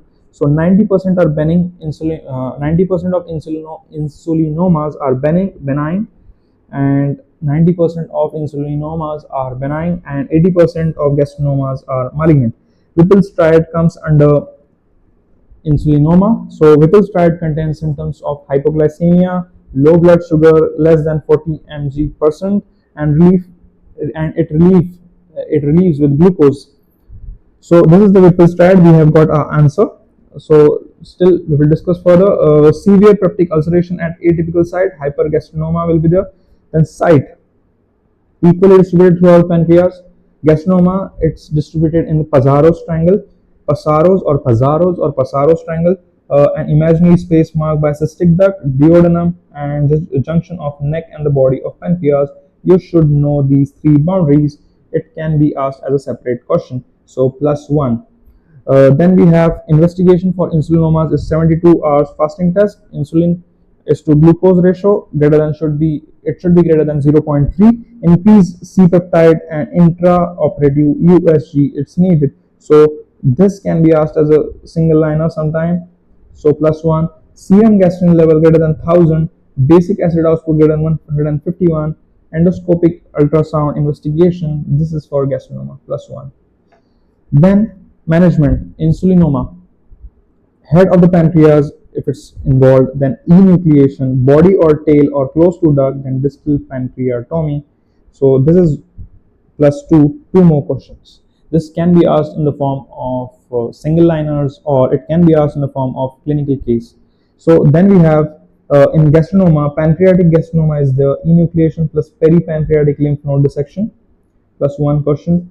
Duodenal gastrinoma less than 5 mm is the enucleation. One more question. Duodenal gastrinoma greater than 5, duodenal gastrinoma greater than 5, duodenal gastrinoma greater than 5 mm excise with full thickness excision duodenal wall. One more question. So 6 to 7 questions here again. See, from 2 topics. So anything can be asked, like they can make it round and round. Okay, so next is glucagonoma. Glucagonoma is a tumor of pancreatic islets that leads to elevated level of glucagon. Glucagon is increased and gluconeogenesis is increased and amino acid oxidation is increased. So there are 5 Ds related to glucagonoma, 5 Ds. So in this 5 Ds, so D is dermatitis, then we have diarrhea, then we have deep vein thrombosis, then we have diabetes and depression. These 5 Ds. So there was a question related to glucagonoma, 5 Ds. They were given 5 Ds, among different Ds were given, and one of the options were interchanged, and they were asking which one of this is not part of glucagonoma syndrome. Then it was this. So it will necrolytic migratory erythema also seen in this glucagonoma syndrome. So got one more question. So +1. So many questions. Still we are just on 29th number of question. Whipple triad. So now Whipple triad is seen which insulinoma. What are the components of Whipple triad? Components of this: hypoglycemia, blood sugar, like hypoglycemia, low sugar levels, and relief with glucose. So these were the components. So, and last I want to discuss VIPoma also. VIPoma. So first we should know what is VIP, that is vasoactive intestinal peptide, also known as peptide hormone that vasoactive intestine. It result in secretion. So it keeps a check on secretion, body secretion. So when there is a tumor of this, it will result in watery diarrhea, achlorohydria, and hypokalemia, and it will result in hypokalemia too. So what we do: investigation CBC, and hyperglycemia will be seen, AKI, hypokalemia will be seen. This is the main stuff. Then CT, MRI, abdomen imaging, endoscopic ultrasound can be done. So CT, MRI is the main. VIP concentration greater than 76 picogram per ml. Symptoms triad, that is the most important. VIPoma, this can be asked as a question, +1. That is watery diarrhea, hypokalemia, achlorohydria. So this is the question. Then management, initial management, volume resuscitation, and correlation of electrolyte abnormalities. Because a lot of water is lost and electrolytes are lost, we have to increase the fluid levels of patient. So in this case, resuscitation and correction of electrolyte abnormality should be done. Mainstay of treatment is surgical, and other treatment and conservative management is here. So you should know this. Now, function of VIP, as I have discussed: stimulate secretion of water into the pancreas using bile, common inhibition of gastric acid. So it keeps a check on secretory action of intestine as well as stomach. So greatly stimulates secretion of water and electrolytes. So that's why you should know these tumors. Then number 30. So not component of macular triad, Mackler's triad. This is important question again. So before knowing the before knowing this triad, that is Mackler's triad, you should know these two conditions, that is Mallory-Weiss and Boerhaave syndrome. Mallory-Weiss, before solving this question, Mackler's triad, you should know these conditions, that is Mallory-Weiss and Boerhaave syndrome.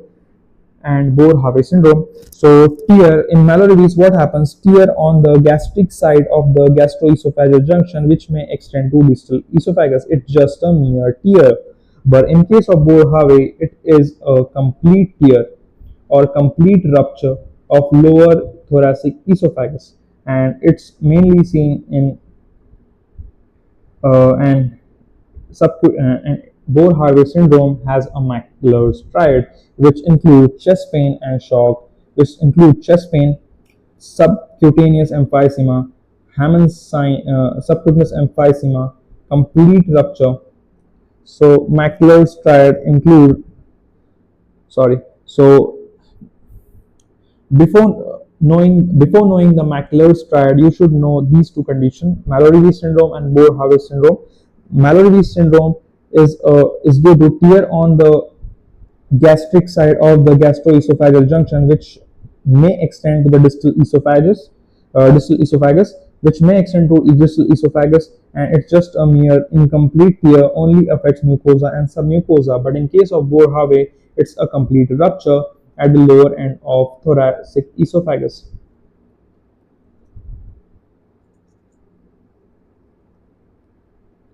So before knowing this macular striate, you should know these two conditions, that is Mallory-Weiss and Boerhaave syndrome. Mallory-Weiss is just an incomplete tear, only affects mucosa and submucosa, and specifically at the gastroesophageal junction extends to distal esophagus. In case of Boerhaave, there is a complete rupture at the lower thoracoesophagus.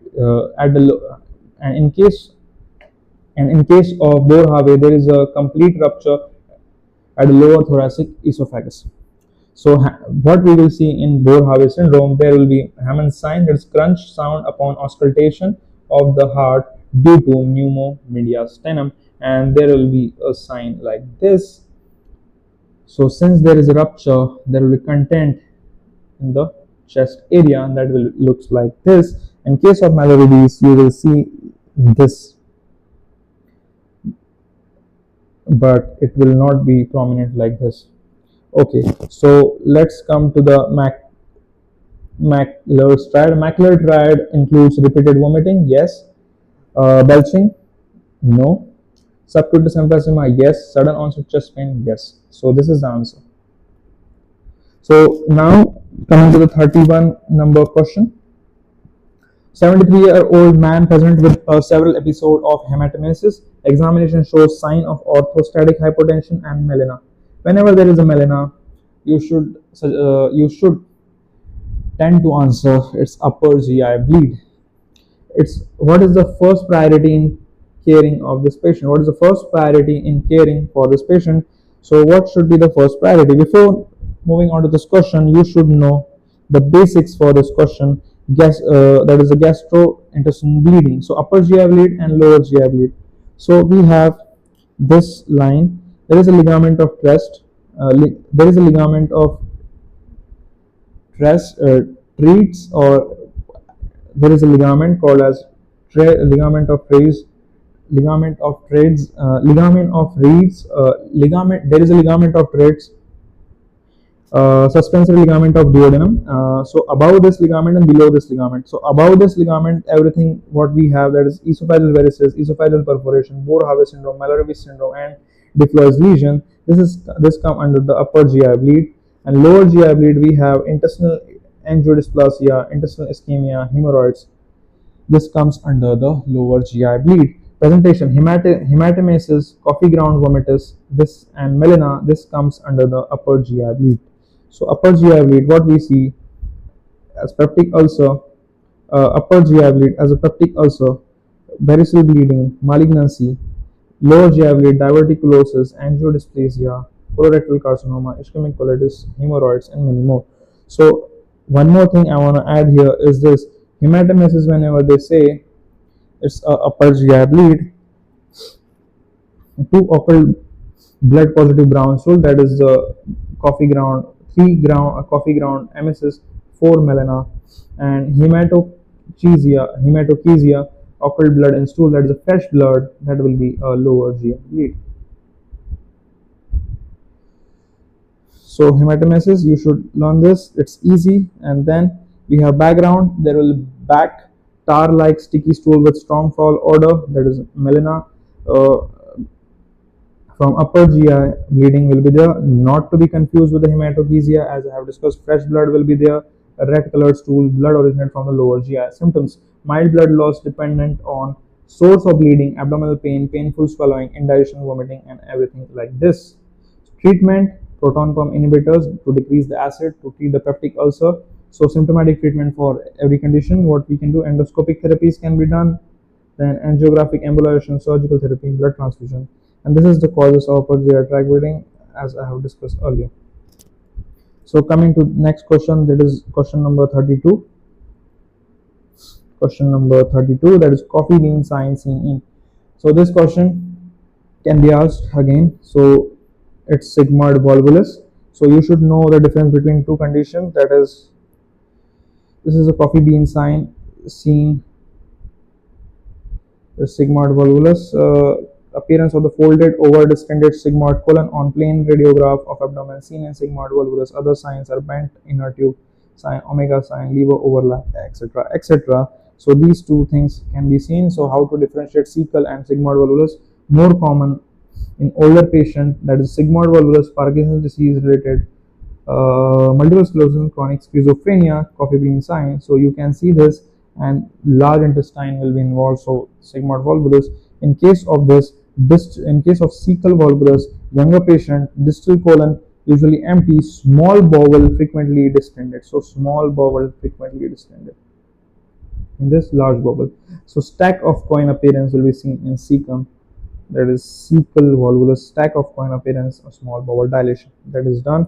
So these are few differentiating points. Torsion in the sigmoid will present the large intestine, sigmoid, cecal torsion in the cecum, large intestine, arise in the left lower portion of the intestine, of course, at the right lower portion, large bowel dilation, small bowel dilation, mostly affect older, younger adults, younger patient and adults.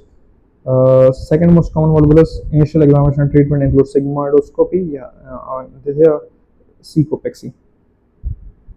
Now coming to the next question, that is 33 question. This is an important question again. It was asked in AIMS previous year. It's among the AIMS previous year MCQ.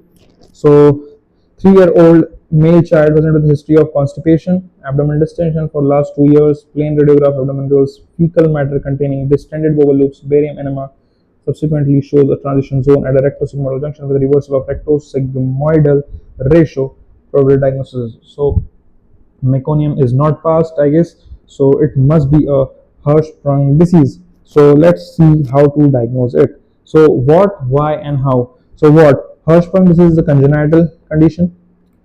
Then extreme cases can lead to intestinal obstruction. Why? Why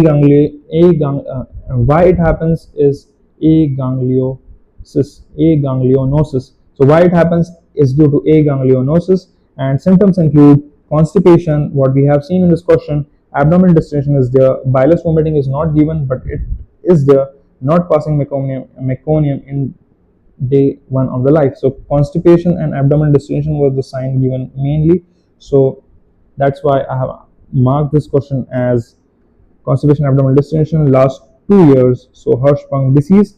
So, and now how? Diagnosis is made through a combination through voiding history and biopsy to confirm aganglionosis. Consult with surgeon. Abdominal X-ray can be done, and symptomatic relief can be given via bowel wash. Surgical correlation is the ultimate treatment. So that's the question done. So how in this also there will be aganglionosis 1 question, aganglionosis 1 question. Symptoms can be asked sometimes, and I guess that's it. Diagnosis. Now 34th question. A 20-year-old woman present with fatigue and pallor. On routine blood test, she is found to have iron deficiency anemia. On physical, she has multiple freckles around her lips and some inside her mucosa. Her primary care physician is concerned with the freckles and may not be actually freckle but lesion something. Doctor who schedules for endoscopy, what is the diagnosis?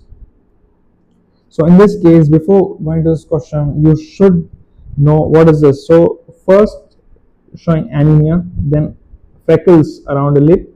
So freckles, it's a Peutz-Jeghers syndrome or Peutz-Jeghers syndrome. It's a Peutz-Jeghers syndrome. So how to diagnose it? So it is firstly several MCQs can be asked. It's a autosomal dominant condition. Firstly, so question number 1. Then it can be a mutation STK. It can be the hint.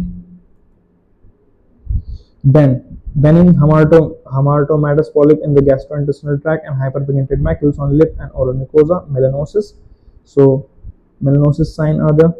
So tan dark clinical features can be seen on mouth, eyes, hands, feet, anus, genitals, appears before 5 and fade after puberty, dark brown, bluish black patches. So this is the GID polyp occur late, and small intestine intussusception, pain in the Bailey area, cramping pain in the Bailey area. So and malignancies can be associated with it. So this is the question, and many questions can be made. This time in exam in Jan there was a straightforward question. Neurofibromatosis 1, which kind of inheritance? So they can ask this time maybe Peutz-Jeghers syndrome, which kind of inheritance? So that's why this is the main question for you, for us probably, not us but for you. Okay, so this is the presentation I have discussed. Now 38, I guess 38 number question.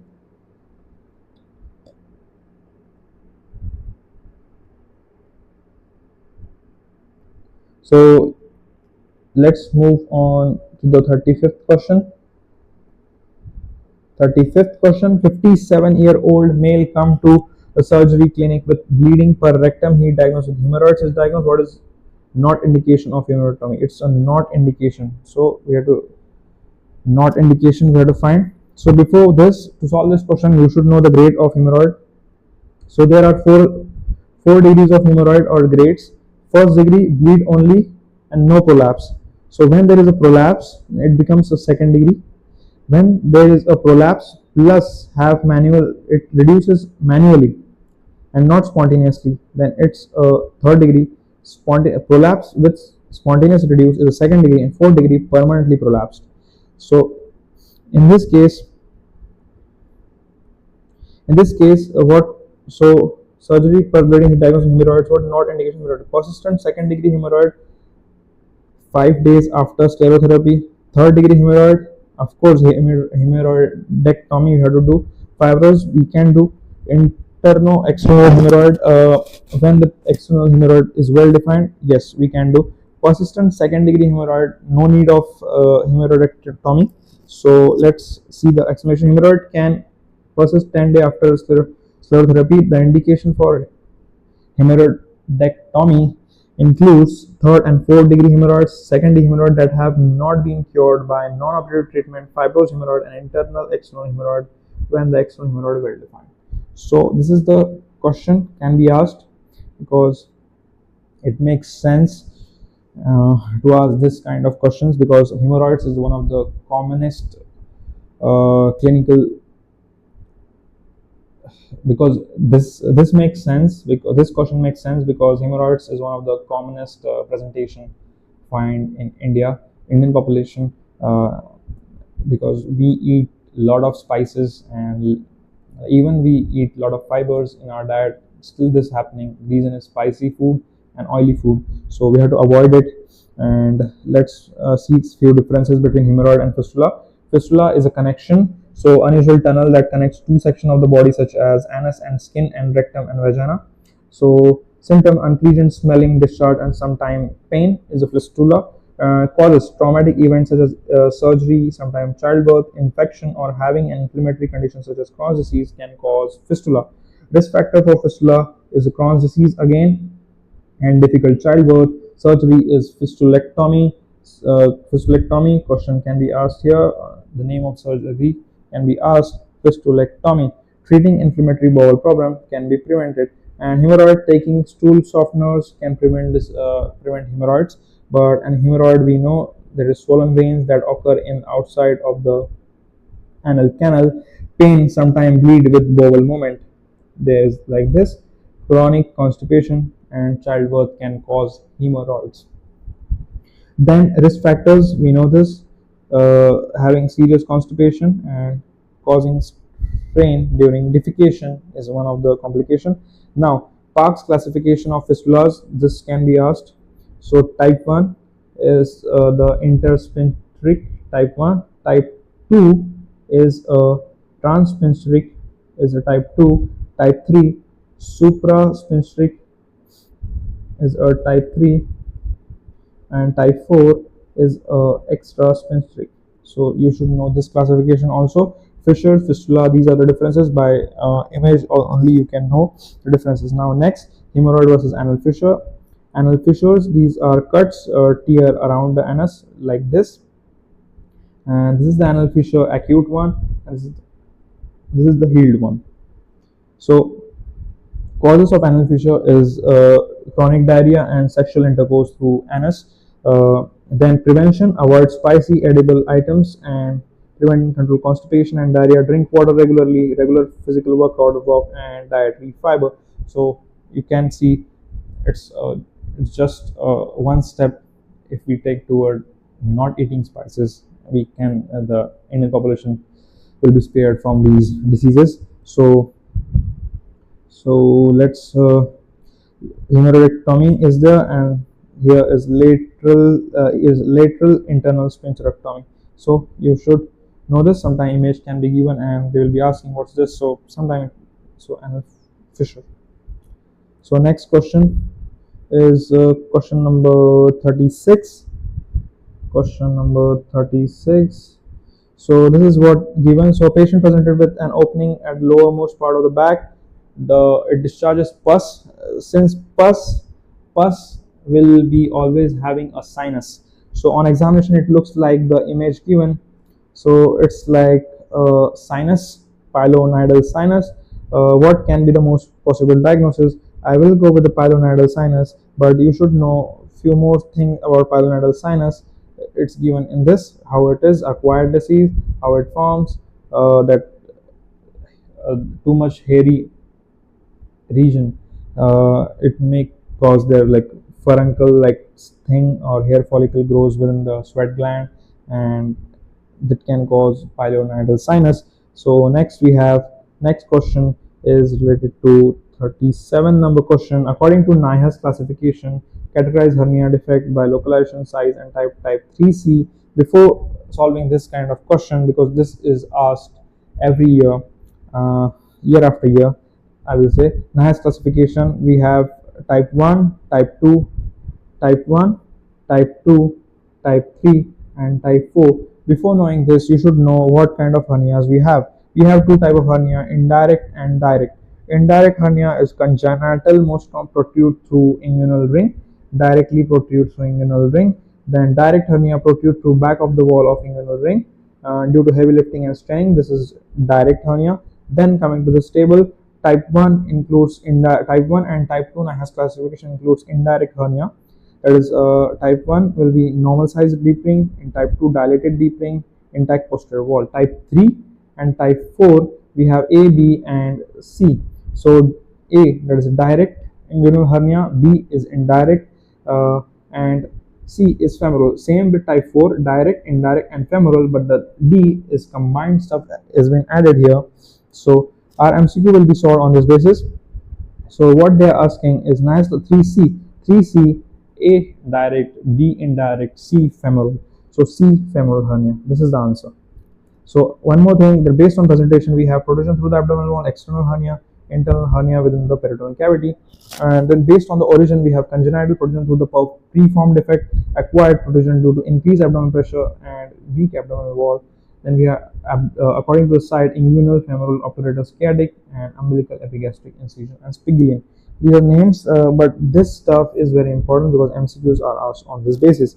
Then this is one more classification, EHS classification, midline and lateral. So according to the skeletal anatomy, we have this. It is subxiphoid M1, epigastric M2, umbilical M3, infraumbilical M4, suprapubic M5, and lateral as it is L1, L2, L3. This time L2 was asked, I guess, flank related some stuff was there, and EHS classification or something was asked. So now moving on to the next question. This is the question number 38. 38. What is the name of this triangle? So before knowing this triangle, you should know both of the stuff. There's triangle of doom and triangle of pain. Triangle of doom, boundaries of triangle of doom, medially we have vas deferens, this, then laterally we have gonadal vessels,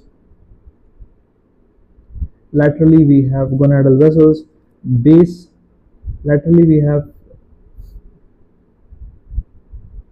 gonadal vessels, base is the peritoneal edge, then apex we have deep ring or internal ring, contents are iliac vessels and iliac artery, iliac vein. Sharp dissection should not be performed in this triangle as it may lead to damage of vessels, and damage of vessels means loss of blood means dizziness, and dizziness is nothing but doom. So triangle of doom. So let's come to this question. Deep ring, medial border ductus deferens, lateral border gonadal vessels, posterior border peritoneal edge. So it is triangle of doom. Now coming to the triangle of pain, medially lateral border of the doom becomes the medial of this triangle of pain, that is gonadal vessel. Superiorly we have iliopubic tract, lateral we have peritoneum, content are 4 nerves. This can be the question. So 4 nerves, femoral branch of the genitofemoral, anterior cutaneous nerve of thigh, and lateral cutaneous nerve of thigh. So lateral cutaneous nerve of thigh. So this can be the question. So 2 questions, 2 MCQs. So next, moving on to this diagram, triangle of pain and triangle doom. Fixation should not be done in this area, that may lead to pain or dizziness, that is doom. So now coming to the 2 more condition I want to discuss, that is gastroschisis and so 2 more condition I want to discuss is gastroschisis and omphalocele. So thing is here, so 2 differentiated things we can have: prematurity, gestational age, gastroschisis, and omphalocele at term. Defect size can be different. Omphalocele is a little bit big, and gastroschisis is 2 to 3 centimeters. Then malrotation in both possible. Bowel character, inflammatory and edematous here, and both are normal, that is internal nutrition as well as bowel character normal in omphalocele. Commonest type is this. Omphalocele looks like this. Now this is omphalocele, this is gastroschisis. Bladder extrophy, one more, sometimes we get confused with this extrophy, bladder or ectopia vesicae. So this looks like this. So questions can be given directly, image based question. This JAN FMGE had question related omphalocele, so you can diagnose it very well now. So now the question number 39, we are just 10 questions away, 15 questions. Which of the following is accurate about workup of patients related to varicocele? So varicocele, they are just asking investigation of choice. Varicocele, cele means fluid means ultrasound.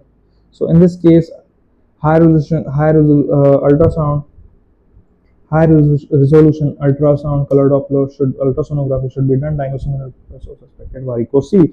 So let's see the explanation. This will look like this. Varicocele, of course, this is easy, you can go with it. And the varicocele, what is varicocele? It's a benign condition, rarely associated with the renal tumor. Bag of worm appearance will be there. Infertility can occur because that varicocele will put pressure on testis, and that pressure will lead to temperature increase in testis, and that will lead to infertility. So temperature increases and varicocele, that will lead to infertility. Orchitis, that is infection or inflammation. Then hydrocele, that is avocado shaped swelling of hemi, scrotum, testicle may be impalpable, transilluminates under light, generally painless. You can get above it, and ultrasound to confirm the normal testis. Hydrocele, we do lot splication. We know this, that is, we cut the seal and we suck out the fluid inside, and then we use we use catgut to suture it, and then over the period it heals and it won't secrete, that the secretions won't come later. Testicular torsion, in this case we should not procrastinate. If suspected, we have to do this surgery as early as possible. So hydrocele, clinical features, diagnosis and investigation is this. You should learn this. I will share the PDF, you can learn this. Next, number 40, question number 40. This is the most commonly asked question. Fournier's gangrene, and last time in Jan 2024 there was an image of Fournier's gangrene that was confused with septal hematoma. So that's why I have put this in the question list. This is Fournier's gangrene. So features of Fournier gangrene, except so necrotizing fasciitis of male genitalia and perineum. Yes, it is true. Diabetes is a risk, possibly. Urgent wide surgical excision of the dead and infected tissue is essential. Testes need to be removed in all cases. So except, so I think the answer should be D. So testes need to be removed in all cases. No, this is wrong. So I think answer is D. Urgent wide surgical of dead, and it's not necessary. So these are true. This is false. So let's come to the, so this is same. Fournier's gangrene is a necrotizing fasciitis of the male genitalia and perineum that can be rapidly progressing and fatal if not treated. Risk factors: urethral strictures, perirectal abscesses, poor perineal hygiene, diabetes, cancer, human immunodeficiency virus. So these all are Fournier gangrenes, necrotizing fasciitis. These all look same.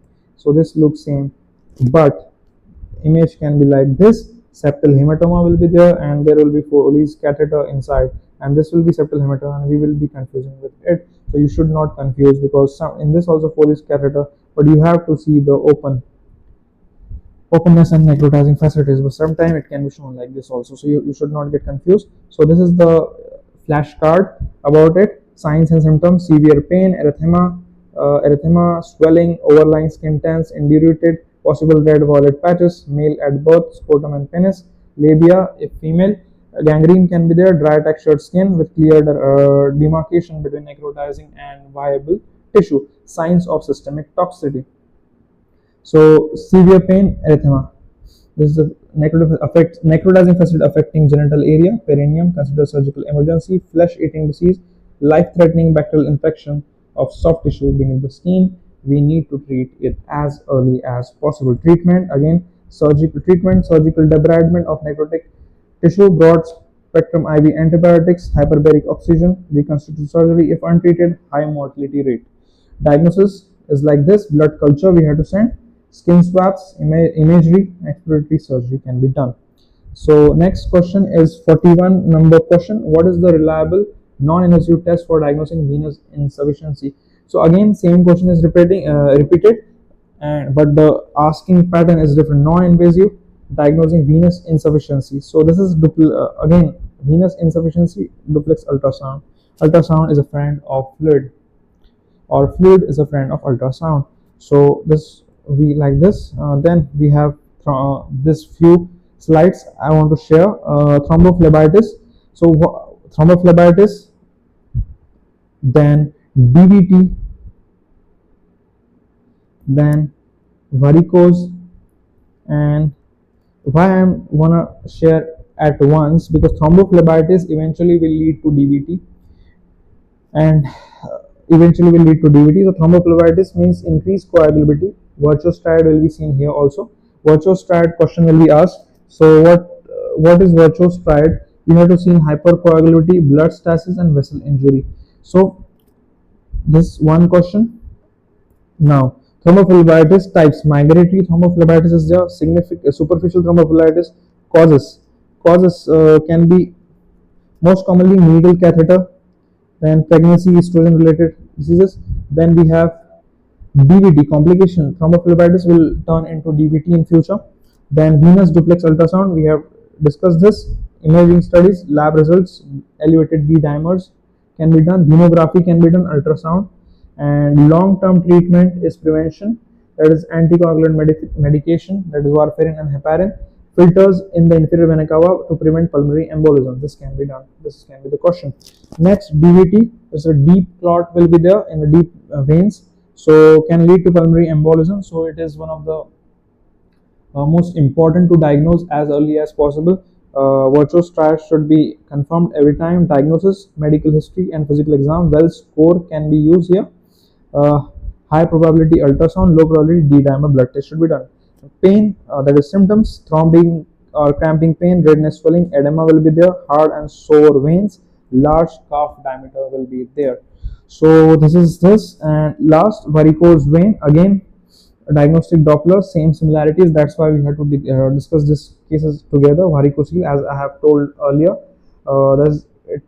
this vessel this Pampiniform plexus around testis will increase the testicular temperature, that will lead to testicular atrophy, and that will lead to infertility. So this is one more question added. Embolization or surgery can be done here. And most common on the left side, looks like a bag of worm, a large standing vein, smaller vein, injury, flat. Treatment, radiofrequency or laser ablation, stereotherapy, and others like this. So now we are done with most of the stuff. So let's move on to the 42 number question. A 40-year-old woman is admitted to the burn unit after an industrial fire at a plastic manufacturing plant with burns to face and arms. ECG has been done, ST elevation, and initial chemistry panel.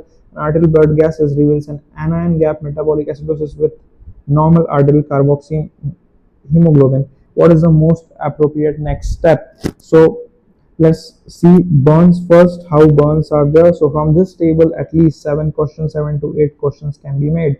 So you should by heart this table, and this table was with me every time. Like before exam, I was revising it every time. So because it's very difficult to learn stuff for me. So superficial burn, there are 1, 2, 3, 4, 5 type of burns we have. Superficial, that is first degree. Superficial partial thickness, second degree. Second degree, deep partial thickness, full thickness, third degree, and full thickness, fourth degree. So you have to see the commonness, that is scald. Scald will be seen in second degree and third degree burn.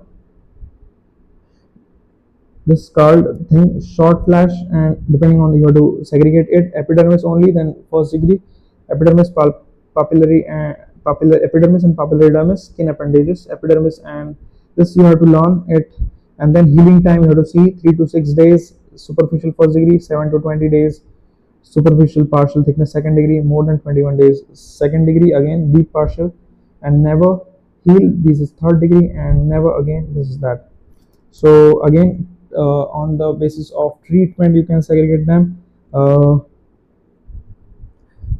So see, surgeries will be required in case of 4th degree burn, surgical intervention, functional impairment, deep partial thickness burn plus surgical excision, and grafting can be done in 3rd degree also. Cleaning and topical agent will be in the 2nd degree, and grafting earlier as function, grafting can be done. Complications, and you have to learn this table. I won't be discussing it in much detail because it will utilize a lot of time. You should learn this table. I will be sharing the PDF. So these are the pictures. Most important, present capillary field time, present in epidermal and superficial dermal. You have to do this. Sluggish, there is mid dermal, absent in deep and full thickness burns. So you have to learn this blisters and how it appears. Sensation is there or not there. You have to blanching, non-blanching. You have to learn these tables. So about this question, so there was a fire. So carboxyhemoglobin, so carbon monoxide mixed with the blood, and it will form compound. So what happens here? So what we have to do? So administration of 100% of oxygen and hydroxycobalamin. So why? This is the reason. So what happens? Cyanide inhibits cytochrome oxidase, which is required for oxidative phosphorylation. Treatment consists of sodium thiosulfate, hydroxycobalamin, and 100% oxygen. Sodium thiosulfate works by transforming cyanide into the non-toxic thiocyanate derivative, but it works slowly and is non-effective for acute therapy. Hydroxycobalamin quickly complexes with cyanide and is excreted by kidney. Is recommended for immediate therapy. In majority of patients, lactic acidosis will resolve by ventilation and sodium thiosulfate treatment become unnecessary. So basic physiology question it is. So but it can be asked in this way also. So you have to learn this anyway. So just I have given this question to make you a little bit smart. So I guess it will work. So let's come to the question number 43.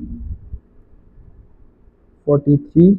So slow growing tumor but have propensity for distal metastasis. Scar tissue is devoid of lymphatics, so no lymphatic spread. Lymphatic spread can still occur when it invades normal tissue. Also nerve ending are not scar tissue. So pain is a late feature. True about this condition. True about this condition. So what is this condition? First you have to find out. So this is probably a cancer related to skin, but which type of? So before this we have two type of cancer, that is basal cell carcinoma and squamous cell carcinoma. Basal cell carcinoma, most common type of skin cancer. Shiny pearly papule or nodule is the pearly papule or nodule is the umbilicated center, and telangiectasia is the. In case of squamous, more common in immunosuppressed or transplant patient. Hyperkeratotic lesion with crusting and ulceration can be more aggressive than basal cell carcinoma. Both usually occurs on sun exposed area, but basal cell carcinoma grows slowly, and in this case basal cell carcinoma will look like this. Umbilicated lesions will be there. Basal cell carcinoma or rodent ulcer. Then squamous cell carcinoma look like this, and these are the few presentation of basal cell carcinoma. So let's discuss this question. So what is this? So lymphatic spread can still occur when it invades normal tissue. Also nerve endings are not in scar tissue. So pain is a late feature. True about this condition. Late feature means probably a slow growing tumor. Distal metastasis is there. Scar tissue is devoid of lymphatic. So slow growing tumor, directly basal cell carcinoma. Aggressive and fast growing tumor, they are painful. Lymphatic spread is common, is most common type. So true about this condition is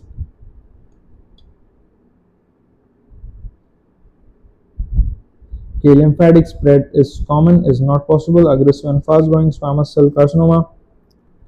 Squamous cell carcinoma is the most common type. So true about this condition. So I don't know how they frame this question, but squamous cell carcinoma is a most common type. This must be answered. So it was a true or false question. So this is a true statement. This is a false statement related to BBC. False statement. False statement. So they framed it like that. So the Bailey related topic was the in Bailey it has given. So this was true or false question. So this kind of confusing stuff can be asked. So now I have got fatigued. Now let's come to the last few questions. So melanoma, you should know what is this. Melanoma is a melanin secreting tumor. So skin cancer, again you should learn this and you should know the stages. It will be covered in derma again, so you should know this table. That's why I have given this to differentiate. Then we have 44th number question. This is the case of a 24-year-old male truck driver comes to the routine examination in order to renew his commercial driving license. The patient is asymptomatic, medical history is unremarkable, he does not engage in risky sexual behavior or take any medication, HIV test was negative, smoke less tobacco for 14 years, physical vitals are normal, dentition is poor, and oral mucosal is seen. The oral mass is also no cervical impediment. The remainder of the examination is normal. So what is this? Does it look like candidiasis? No, since there is no oral thrush. Leukoplakia, maybe. Lichen planus? No, for sure. Oral hairy leukoplakia? No. There is no hairiness, so it's leukoplakia. So one more differential it is, we can differentiate it with is erythroplakia. So background painless, slow growing lesion on mucous. So background of erythroplakia is painless, slow growing lesion on mucosal membrane or oral cavity, potential precancerous condition, bleeds easily and scarred. Causes: heavy smoking, chewing tobacco, excessive alcohol use, poor oral health, long-term trauma to oral cavity, advanced age, and HPV infection. Diagnosis: medical history exam and exfoliative cytology, fluorescence staining, and tolerated in blue. So this you should know, that is erythroplakia looks like, and this is leukoplakia.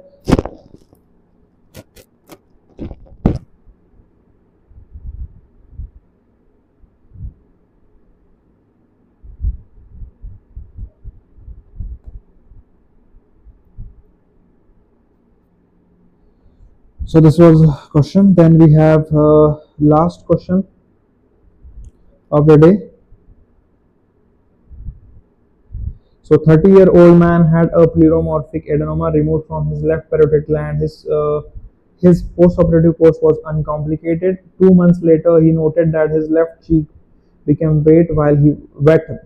His left 2 months later, he noted that his left cheek became wet while he was eating. Believing that the saliva was being discharged from the parotidectomy scar, he went to the emergency department, and an examination revealed that the wound has healed well. There were no sign of fistula. As soon as the patient ate a lemon wedge, his left auricle and parotid region become flushed and sweaty. What is the diagnosis?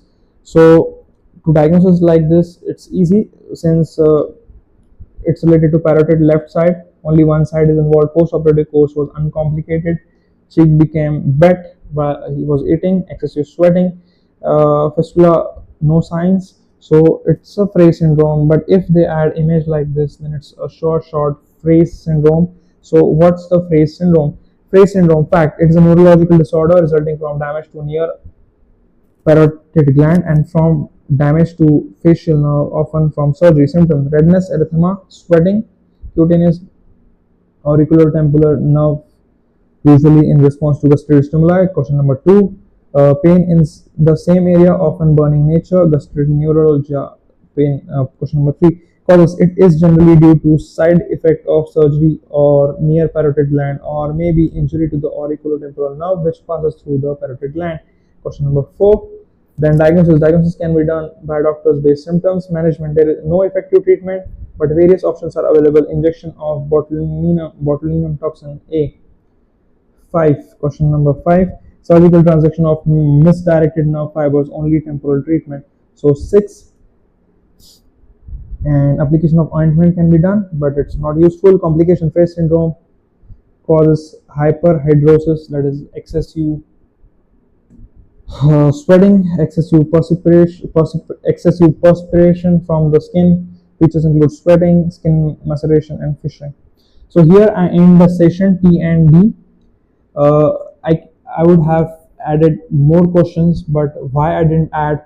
Because I know you guys are well prepared for the exam and you don't need much knowledge now, like much facts or much things. Just I have done this session to show that how questions can be framed, how easy can be the exam, or how difficult can be, or how weak questions can come. So that's why all type of questions were there. So still I want to add a topic to revise in the last minute, that is today you should do ATLS protocol, GCS code, triage, blunt trauma abdomen, most common organ injured in the cases, suture color grade, Foley's color grade, SIDS, MOTS, sepsis, shock, gangrene. These are basics, because this thing you will be experiencing in casualty department when you will be working. Now I am working in casualty and I know how important is to learn this, and during my preparation I was also very weak in this topic, but these are most important topic, because you can save the patient's life by just knowing these steps. So this is most important, and I haven't added it because I just don't want to make this video too long and too boring, because I got bored after making this video now.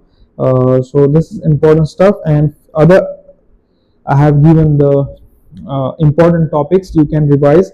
Those I haven't covered in this video, you can go through the list and revise from your last minute notes or whatever. So there are a lot of extra topics, like not extra, but these are main topics. Most of the stuff has been covered, but I will say from this video, most of the most of the stuffs are covered. At least 100 topics, or nearly, okay, 90 topics we have covered for me, because I know like different kind of questions can be framed. So from 35 questions, at least from this questionnaire and from these topics what I have given as main, at least 28 to 30 questions will be from these topics, and these from these topics 28 to 30 questions will be there for sure, and these are most commonly asked, and it will be asked again for sure. So at last I want to say I did my best in FMG and cracked it in first attempt, even after doing every chores of my life, from part-time jobs till working from so at the end of this video I just want to say is this, that is, I did my best in FMG and cracked it in first attempt, even after doing every chores of life, from part-time work till enjoying my life as a traveler, and of course studied 6 hours on average daily. I was also feeling nervous, anxious and whatnot. Don't look up to negatives, but find possibilities always. So consistency is the key. If I can, then of course you can, you will, and you must do it. To all the FMGs and their families, because we always go through a lot of problems, and life is much more difficult for us always, but still I don't want to victimize FMGs, but be smart and be yourself always. You will have great life ahead. So that's it, I guess. So with this note, I want to end this session, and I won't be giving any part 2 of this TND, because I don't want to create any havoc in your life. I don't want to create any havoc in your life, since it's going well for you all. These are the main topics, and this will come for sure, and whatever tries and GCS scores I haven't discussed, because I know this will be covered in your coaching, and you must be reading it day-to-day basis, but you must not be reading few simple topics like hernias, varicocele, hydrocele, or any normal surgeries done in the daily life, burns and everything, because these are the most common cases seen in any government hospital or any hospital in anywhere. So you should learn this, and you should not do mistake in burns question, because those are really confusing. Then shock questions, scoring systems, and I will say today you should you should go through all the stagings, you should go through all the charts, all the tables and all the differential diagnosis to make your exam fruitful. And I hope you all will pass in your upcoming attempt, maybe your first attempt, or maybe your upcoming or next attempt, whatever you have gonna give. All the best, guys. You are all my friends, and I would like to say subscribe my channel, this channel also, and my another channel, Earthly Existence. I will be posting this video on that channel after a few days.